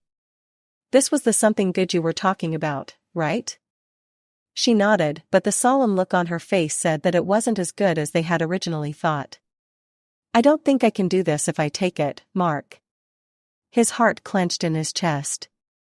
Wait, what was she referring to? If it was a promotion within the hospital, then what was it that she referring to? "Do what?" "The position is on the other side of the country," she said simply before she looked up at him, tears welling up in the corner of her eyes once again. "Mark, I can't be with you if I take this. It would be too much." At that moment, it would have felt better if she had struck him in the chest with a bat. She was considering leaving? To the other side of the country, no less. As much as there was a chance where he could beg her to stay, there was no guarantee that there weren't going to be more days like today, let alone any future regret that would arise. Mark felt as if there was no true victory at the end of this situation, no matter what he said. If he told her to go, she would likely be able to progress in her career. Become the kind of doctor that performed surgical miracles like the one her mentor had done on his brother. She would be happier. However, it would be without him, and that option was unacceptable in his book right now. "Naomi, we could make this work. I would happily to fly out to you every day if it were necessary. You know, money isn't a problem." Her face at that next moment told him that that was the wrong thing to say as her expression transformed into something that he could only describe as frustration. Her eyes staring daggers into him for a few seconds before she turned them away with a huff. "You say that, and yet you and I are the only ones who know that money was never the problem when it came to us at all. It was always distance. Mark, I can't do any more distance. Not when it comes to a relationship. What if I said I could move out there with you?" he tried to reason. "My company has other branches, so it wouldn't matter which one I went to." Mark knew how pathetic he was beginning to sound, but how else was he going to fix this? It was as if whatever he said only made things worse. She let out a sigh, the emotion in her eyes turning to pity as she reached out and placed a hand on his cheek. Her skin was still cold, but it was better than earlier. Despite the temperature difference, he couldn't find it in him to shy away from it. "Mark, listen to yourself. You and I both know that no matter how much we try to spin this, our schedules were the main thing that was always keeping the two of us apart. It was always a matter of timing." He raised a hand and placed it over hers. She was right. It was a matter of time. There was always going to be no time for each other if they had tried to continue like this, whether she moved away or not, but at least she had a chance of a happier work environment if she moved away from that hospital. "I don't want to say goodbye to you, Naomi Bennett," Mark said. Their gaze remained unwavering for a few seconds before she leaned towards him and brushed her lips against his own with a heavy feeling in her chest. Then let's not say goodbye just yet. We can still have right now for ourselves as one final gift. She was leaving him. This was really going to be their goodbye, wasn't it? Mark didn't want to believe that something like this was happening. He had honestly prayed that it wouldn't, and yet she was prepared to let him go like this. I'm sorry, she choked out with a sob. I don't want to be without you either, but I can't be away from you any more than we already are. It feels selfish of me to want to have you with me all the time when you're supposed to be with everyone else in your life. She pulled back away from him, tears shining bright trails down her cheeks as she looked at him in the eye. I think I'm in love with you, Mark, but we should end it here before those thoughts become too much and then I can't let go. Naomi leaned forward, planting a kiss on his forehead before climbing off of him and to her feet.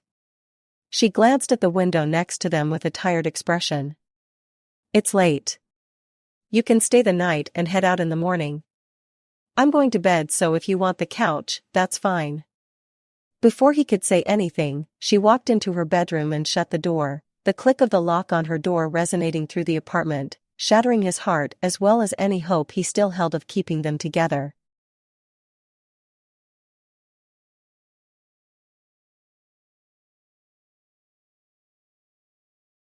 Chapter 11. Naomi. Hey, Mimi, Julian called to her from the other side of a large crowd of people who walked in front of her. She tried to peek over the heads that passed by her, but there were way too many people who blocked her view to see where her brother had gone. Naomi had been surprised when she had gotten a call from her brother asking her if she wanted to hang out. Just the two of them. Although he had claimed this was just because he had missed her and wanted to her out for a change, she didn't really feel up to it. Besides that, the whole situation was much too out of character for her brother for her to believe. It had taken him actually banging on the door of her apartment and barging into the place when she had answered to get her to move anywhere. It was, for lack of a better word, weird. For one thing, he hadn't brought Nate along with him, claiming that he had found someone trustworthy to watch over his son who wouldn't charge him anything. The other thing was the way he looked. Her brother seemed to be gaining weight, not to an obese level, but he seemed a lot healthier than the last time the two siblings had seen each other. Julian had even dressed better. The clothes looked they had been bought semi-recently, and he had claimed that Nate had gotten some new clothes lately as well. There was something going on with her brother that she hadn't noticed in the time she had started tuning out the rest of the world, and it made him better. Naomi took a quick glance around her before she walked headfirst into the crowd, weaving through all the people who seemed to be out with their romantic partners and friends for something going on somewhere nearby. Once she had broken through to the other side, she spotted her brother on the other side, holding a couple of soda cups in his hands. I got you this, he said, holding out one of the sodas to her. Cherry is still your favorite, right? She took the drink with a faint smile. Her brother really did know her the best.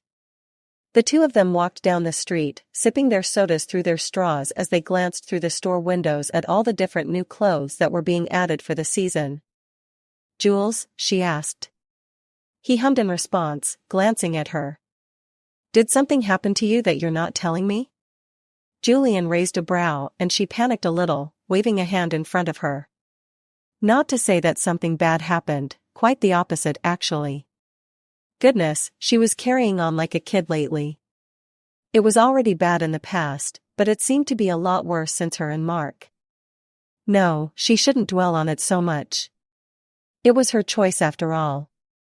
She had even spoken to Dr. Adamson regarding her transfer, and if she wanted to, she'd be heading out there in January.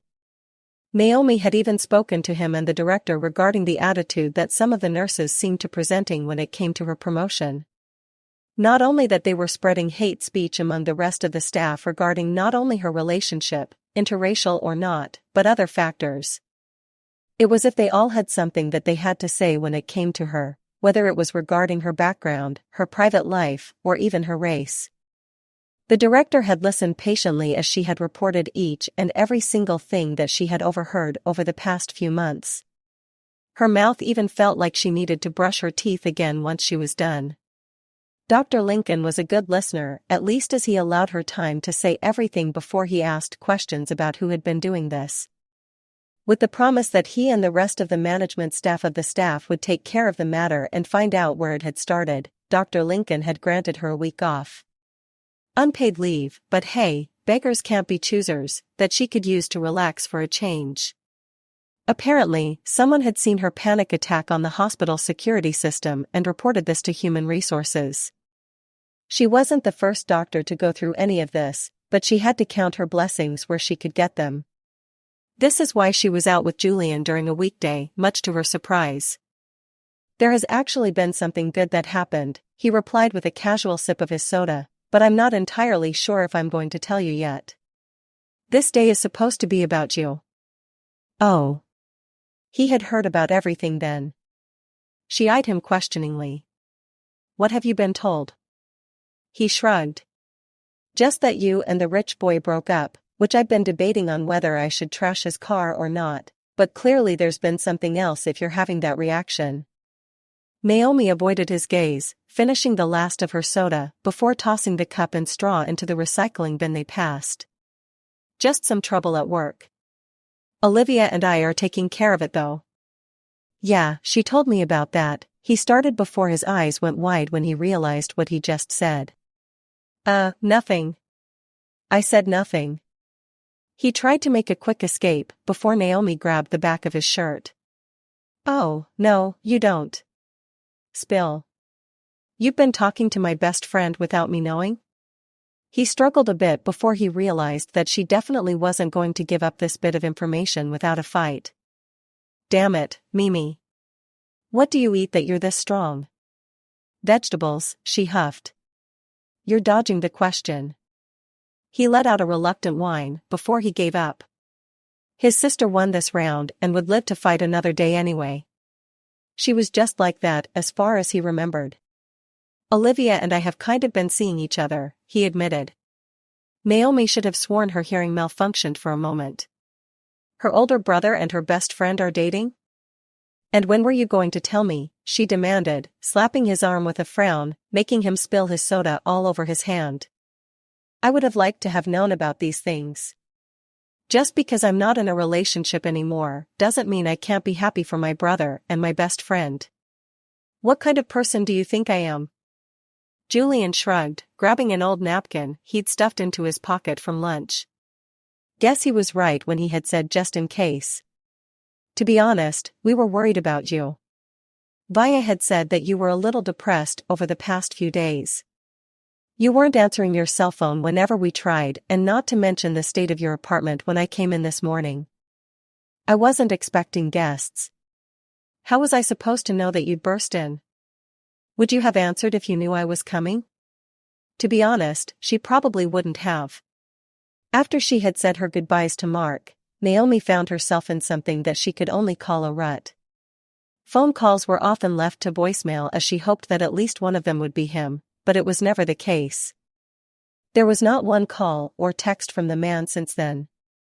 Naomi wanted to call him quite a few times herself since she started working on the case with the hospital director, but every time, she just found her finger hovering over his contact without any hopes of pressing the call icon, often telling herself that this was her choice. Which it was. She had decided to end things here before the two of them had gotten truly serious, but that didn't mean that it hurt any less. She didn't even know what he was feeling about all of this, and it was probably the biggest thing that stopped her from making those calls. That, and if she did, she wasn't sure what to say to him. Naomi just didn't want to hurt him again, and she was sure that he didn't want to hear from her anyway. Not after everything.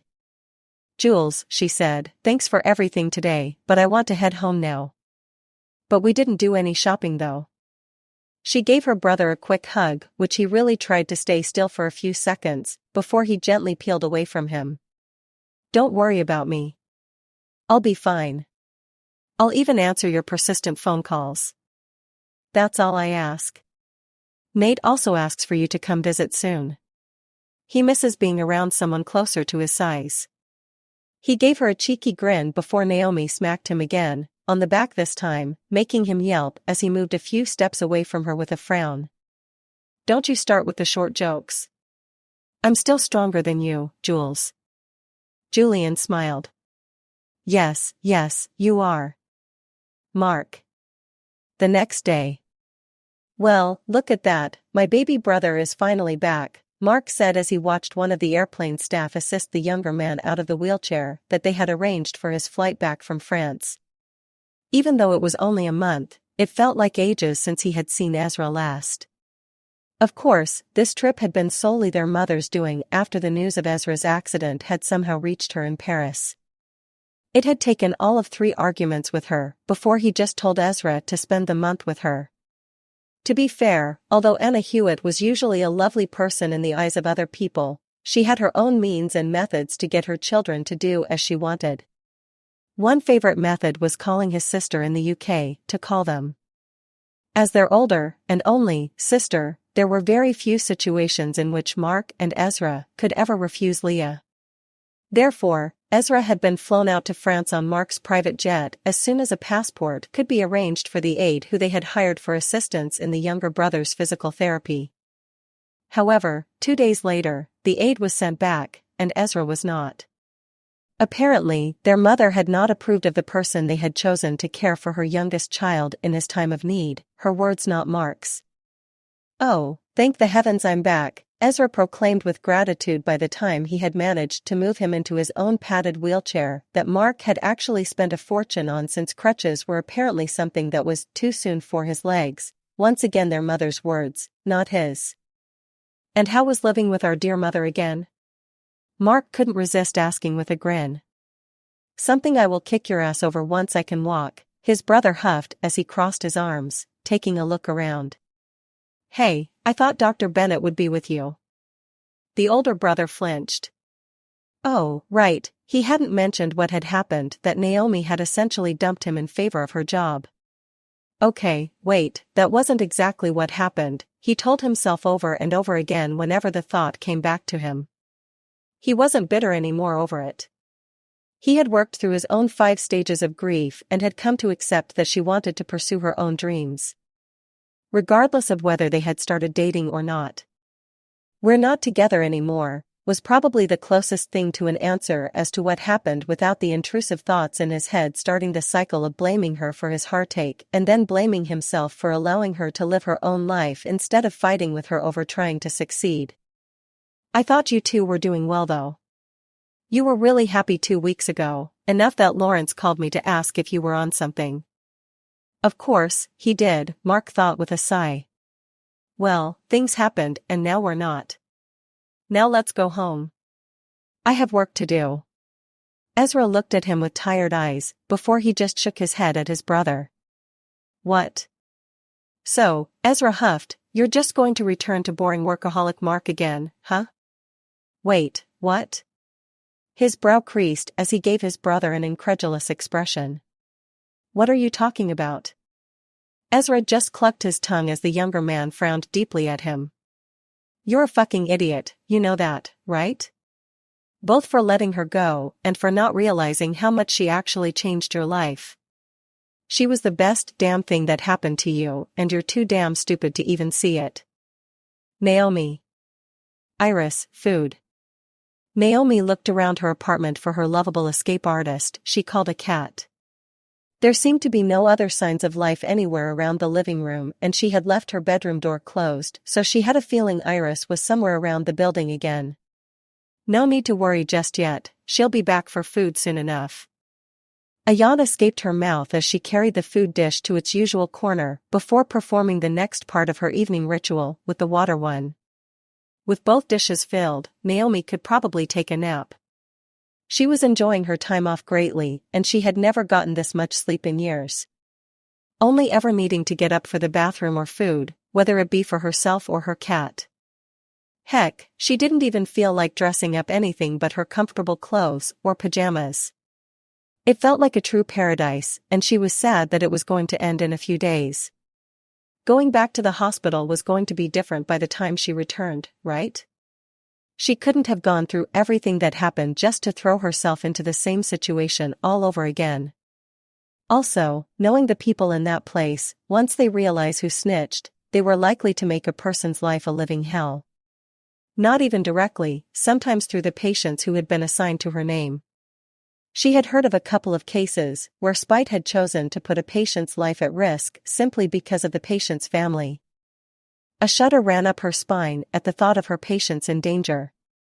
She knew that Dr. Adamson promised to take care of her cases, but sometimes she knew that that meant reassigning them to another doctor, which still made her nervous. "Stop," she breathed, bringing her hand up to cover her eyes as she silently counted out 10 deep breaths. Once she was done, she slowly brought herself back to the quiet, peaceful interior of her apartment. That was much better. At least she could say she had found some way to calm herself down. It wasn't foolproof, but it was better than nothing for now. Perhaps she should eat something as well. The last thing she remembered eating was probably the egg she had made for breakfast, and it was now 3 in the afternoon. Naomi hadn't even attempted to tidy up her living room yet. She had been lying on the sofa all morning, trying to watch a movie that Olivia claimed was really good, and yet she had fallen asleep somewhere in the middle of it. She wasn't even bothered by the fact that she had slept through her movie. It was probably the dream she had as she laid there. It felt like a memory of the day she and Mark had broken up, but instead of sending him away after they were done screwing on her sofa, she had dreamed of different ways in which it might have happened. Mark would beg her to stay. She would beg him to come with her. They would just run away and never return. Each dream just left her with an overwhelming mixture of nostalgia and regret. No matter the dream, what if she hadn't chosen the easy way out? What if they really had tried to make it work, even if it was long distance, instead of just rending a good thing in two and throwing it out? The idea was something she had thought about quite often over her time off as well. She missed him, and yet, Naomi didn't know if she could even start the conversation to make things right again. Sure, an apology was in order, maybe several, but then what would happen? Would he even want to try again? She glanced at her bedroom door where her phone was charging with a deep desire to at least try to call him again. There was no shortage of her attempts over the past few days, and yet, here she was. This was probably her karma or something. She broke a man's heart, and now she was terrified to make a phone call to him. Naomi just turned her eyes from it. Maybe she should just make food or something. Then her ringtone started playing, making her heart jump as she rushed towards the device on her bedside table, only to see that it was a number that she didn't recognize at all. Who was this? How did they get her number? Chances were the person on the other end had made a mistake and called the wrong number. Well, if she was going to get used to phone calls again, she may as well start here. Her finger pressed the answer key, and she immediately put it on loudspeaker. "Hello?" she asked. "Doctor?" "Dr. Bennett?" a familiar male voice asked before she remembered that this may just be a patient who she had given one of her cards. "Yes, who is this?" "It's Ezra. Ezra Hewitt. You remember me?" Her heart plummeted to her stomach like a stone. Ezra Hewitt? As in Mark's younger brother, Ezra? She wasn't ready. No, she wasn't ready for this. She aimed her finger at the hang-up button, but before she could press it, Ezra spoke again. "Before you hang up on me, I just wanted to talk to you about my brother quickly. If you want, I'll never bother you again about him afterwards, deal?" She moved her finger away. "I'm listening." "Thank you, Doctor. I just wanted to tell you that even though I don't know why the two of you split up, I wanted to tell you that I yelled at him for being an idiot for letting you go, and technically, you're one too for not seeing how much you two actually get along." She gave a dry laugh at that one. "He's become someone tolerable since he met you, you know? Before my accident, he was like a ghost haunting his own apartment. I'm pretty sure the cleaners even think so. He was a virtual shut-in. If it wasn't for his boss and I sending him out for company events and forcing him to be the spokesperson for his business, he'd probably never leave the house ever, but then he started going out and spending time somewhere that wasn't this tomb he calls a penthouse. Even I don't like being here very much." Naomi bit her lip. "Ezra. I'm not saying you have to take him back, but just think about it, will you?" "Okay." She nodded. "Thanks, document." With that, she pressed the button on him first. Naomi didn't know what to say about that. She didn't expect to have that kind of conversation with anyone, let alone her ex's younger brother. It did teach her something new about Mark on the other hand, and suddenly, all of his reactions made sense. Why he often looked like he'd never seen much of the world outside of his office even though they were going to a restaurant in town that she had found online, why he didn't know how to deal with people most of the time, why he looked so pale that night she had caught him sleeping in Ezra's room. Why he looked so broken when she had told him that she was leaving. Tears started streaming down her cheek when she realized what just happened. She finally understood the man that was Mark Hewitt, and Naomi loved him. All of him. Her body shook with sobs as she tried to accept this truth, curling up on top of her bed with her phone in her hands. She wanted to see him now. No, she needed to see him. Naomi wanted to tell him everything. Not just about what was going on about her job, but about what she felt. She opened the contacts on her phone, scrolling down the list until she had found the one that she was looking for. Her finger didn't hesitate this time as she called the number. A few seconds later, the call connected. "Hi, Mark."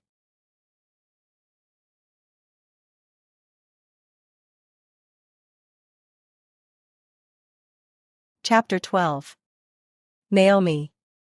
"Hi, Mark." Naomi tried her hardest not to let her voice choke on his name, the sound coming out as more of a winded gasp. Was it possible to tell she was crying from one tone? She hoped to all heavens this wasn't the case. "Naomi," was all he said through the speaker, and yet the tone made her want to cry all the more.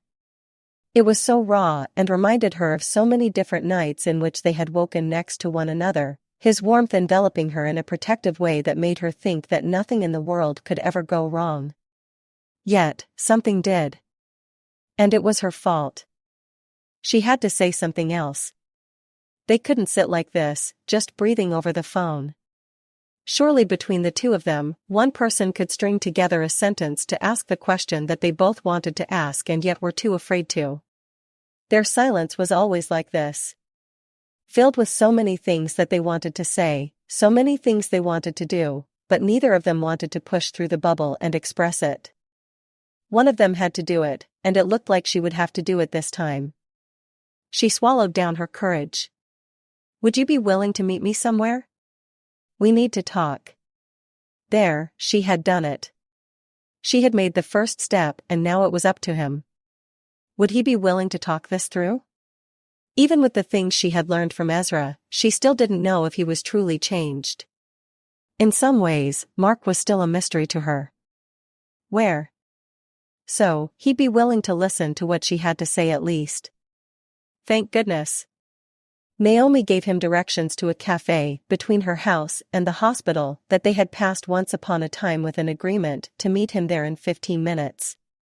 She knew his appreciation for new experiences, so hopefully, this would be a new beginning for the both of them. In some ways, she had already had her own new beginning. She had gained the courage to ask for help with one of her main problems. Perhaps there was a chance that she could the same with the others.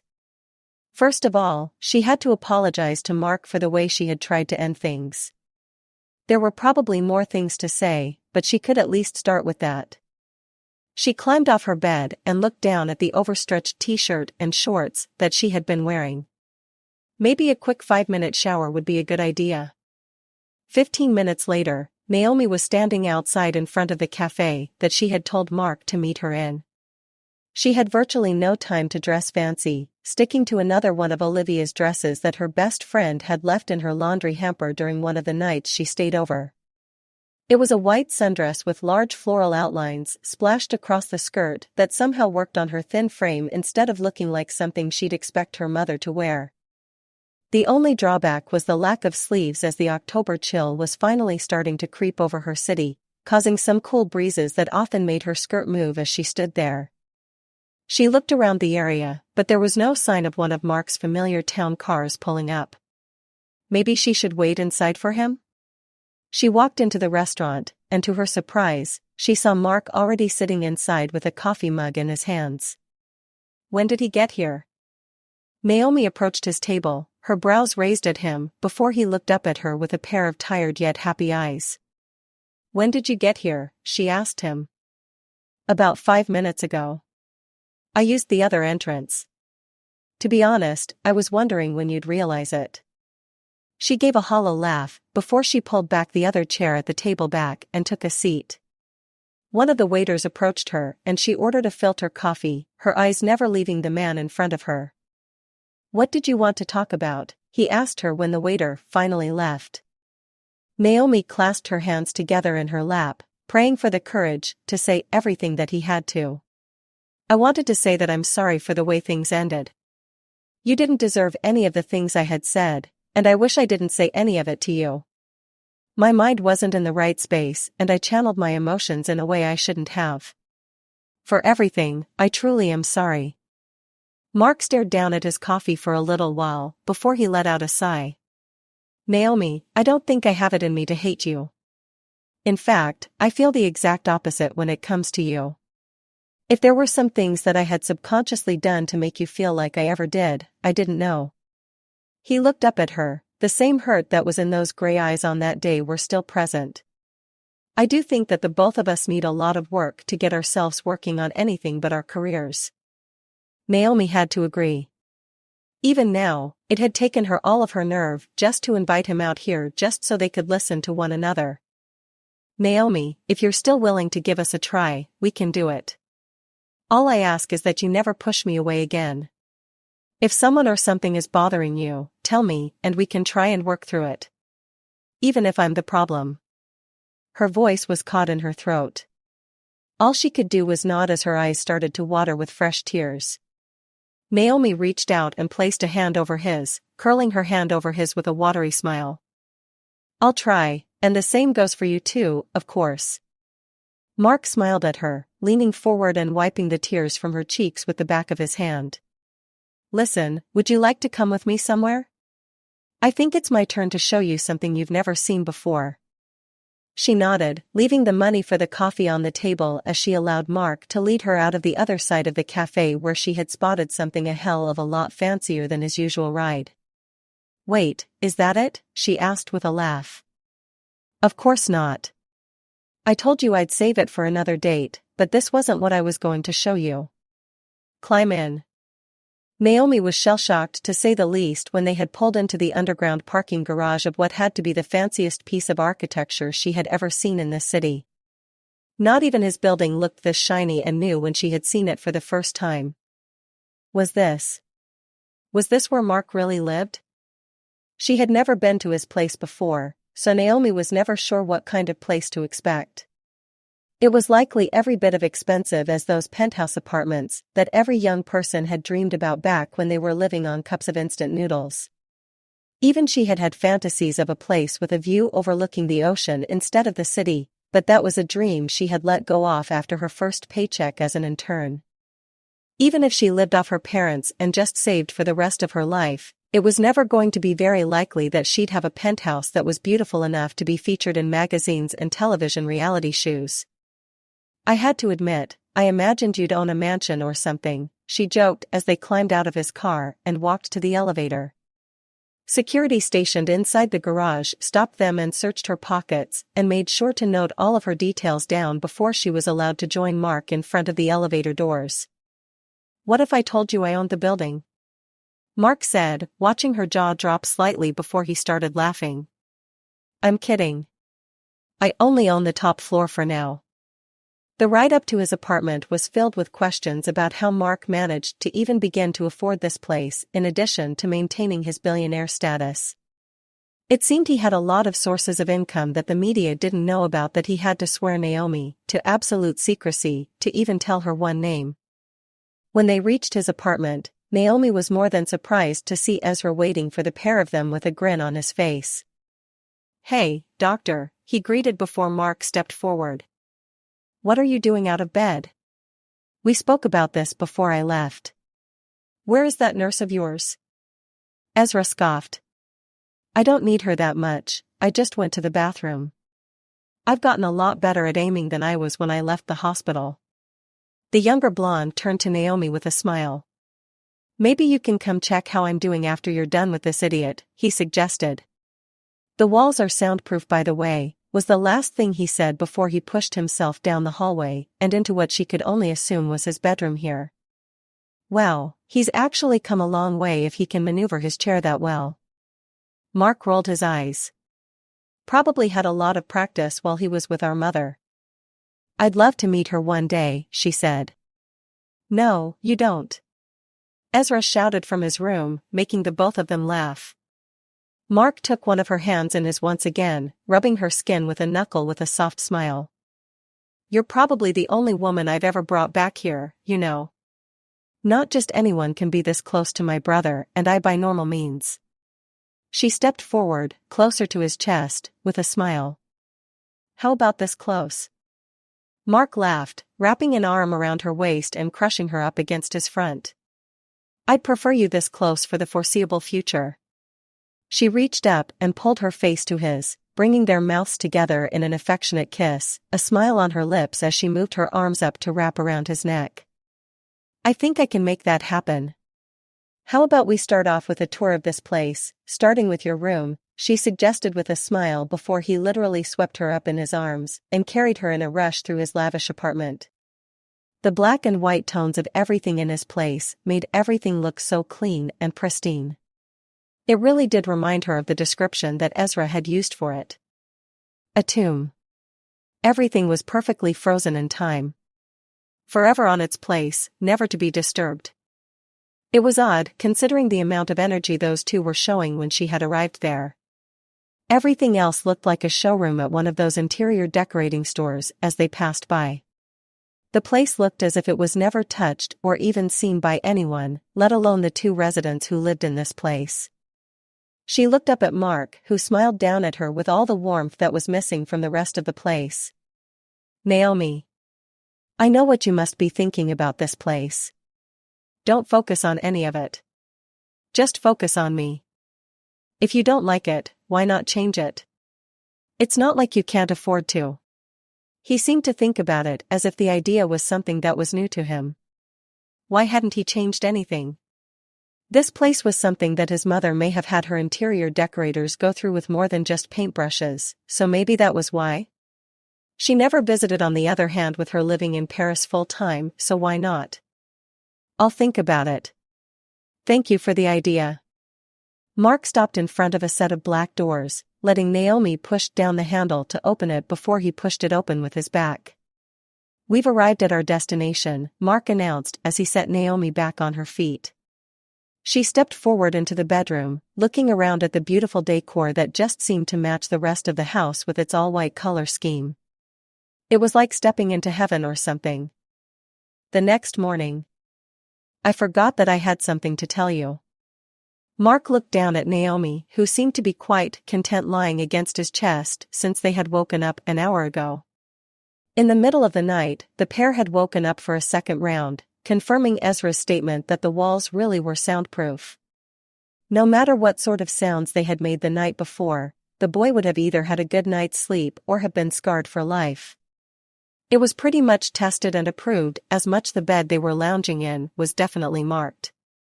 Naomi felt a little bad for his cleaning staff who were due to come in later in the day to clean up the apartment, but according to Mark, the amount they were getting was supposed to be fair. When she had asked what it was, she was quite shocked to hear that it was more than what she had made as an intern. What is it?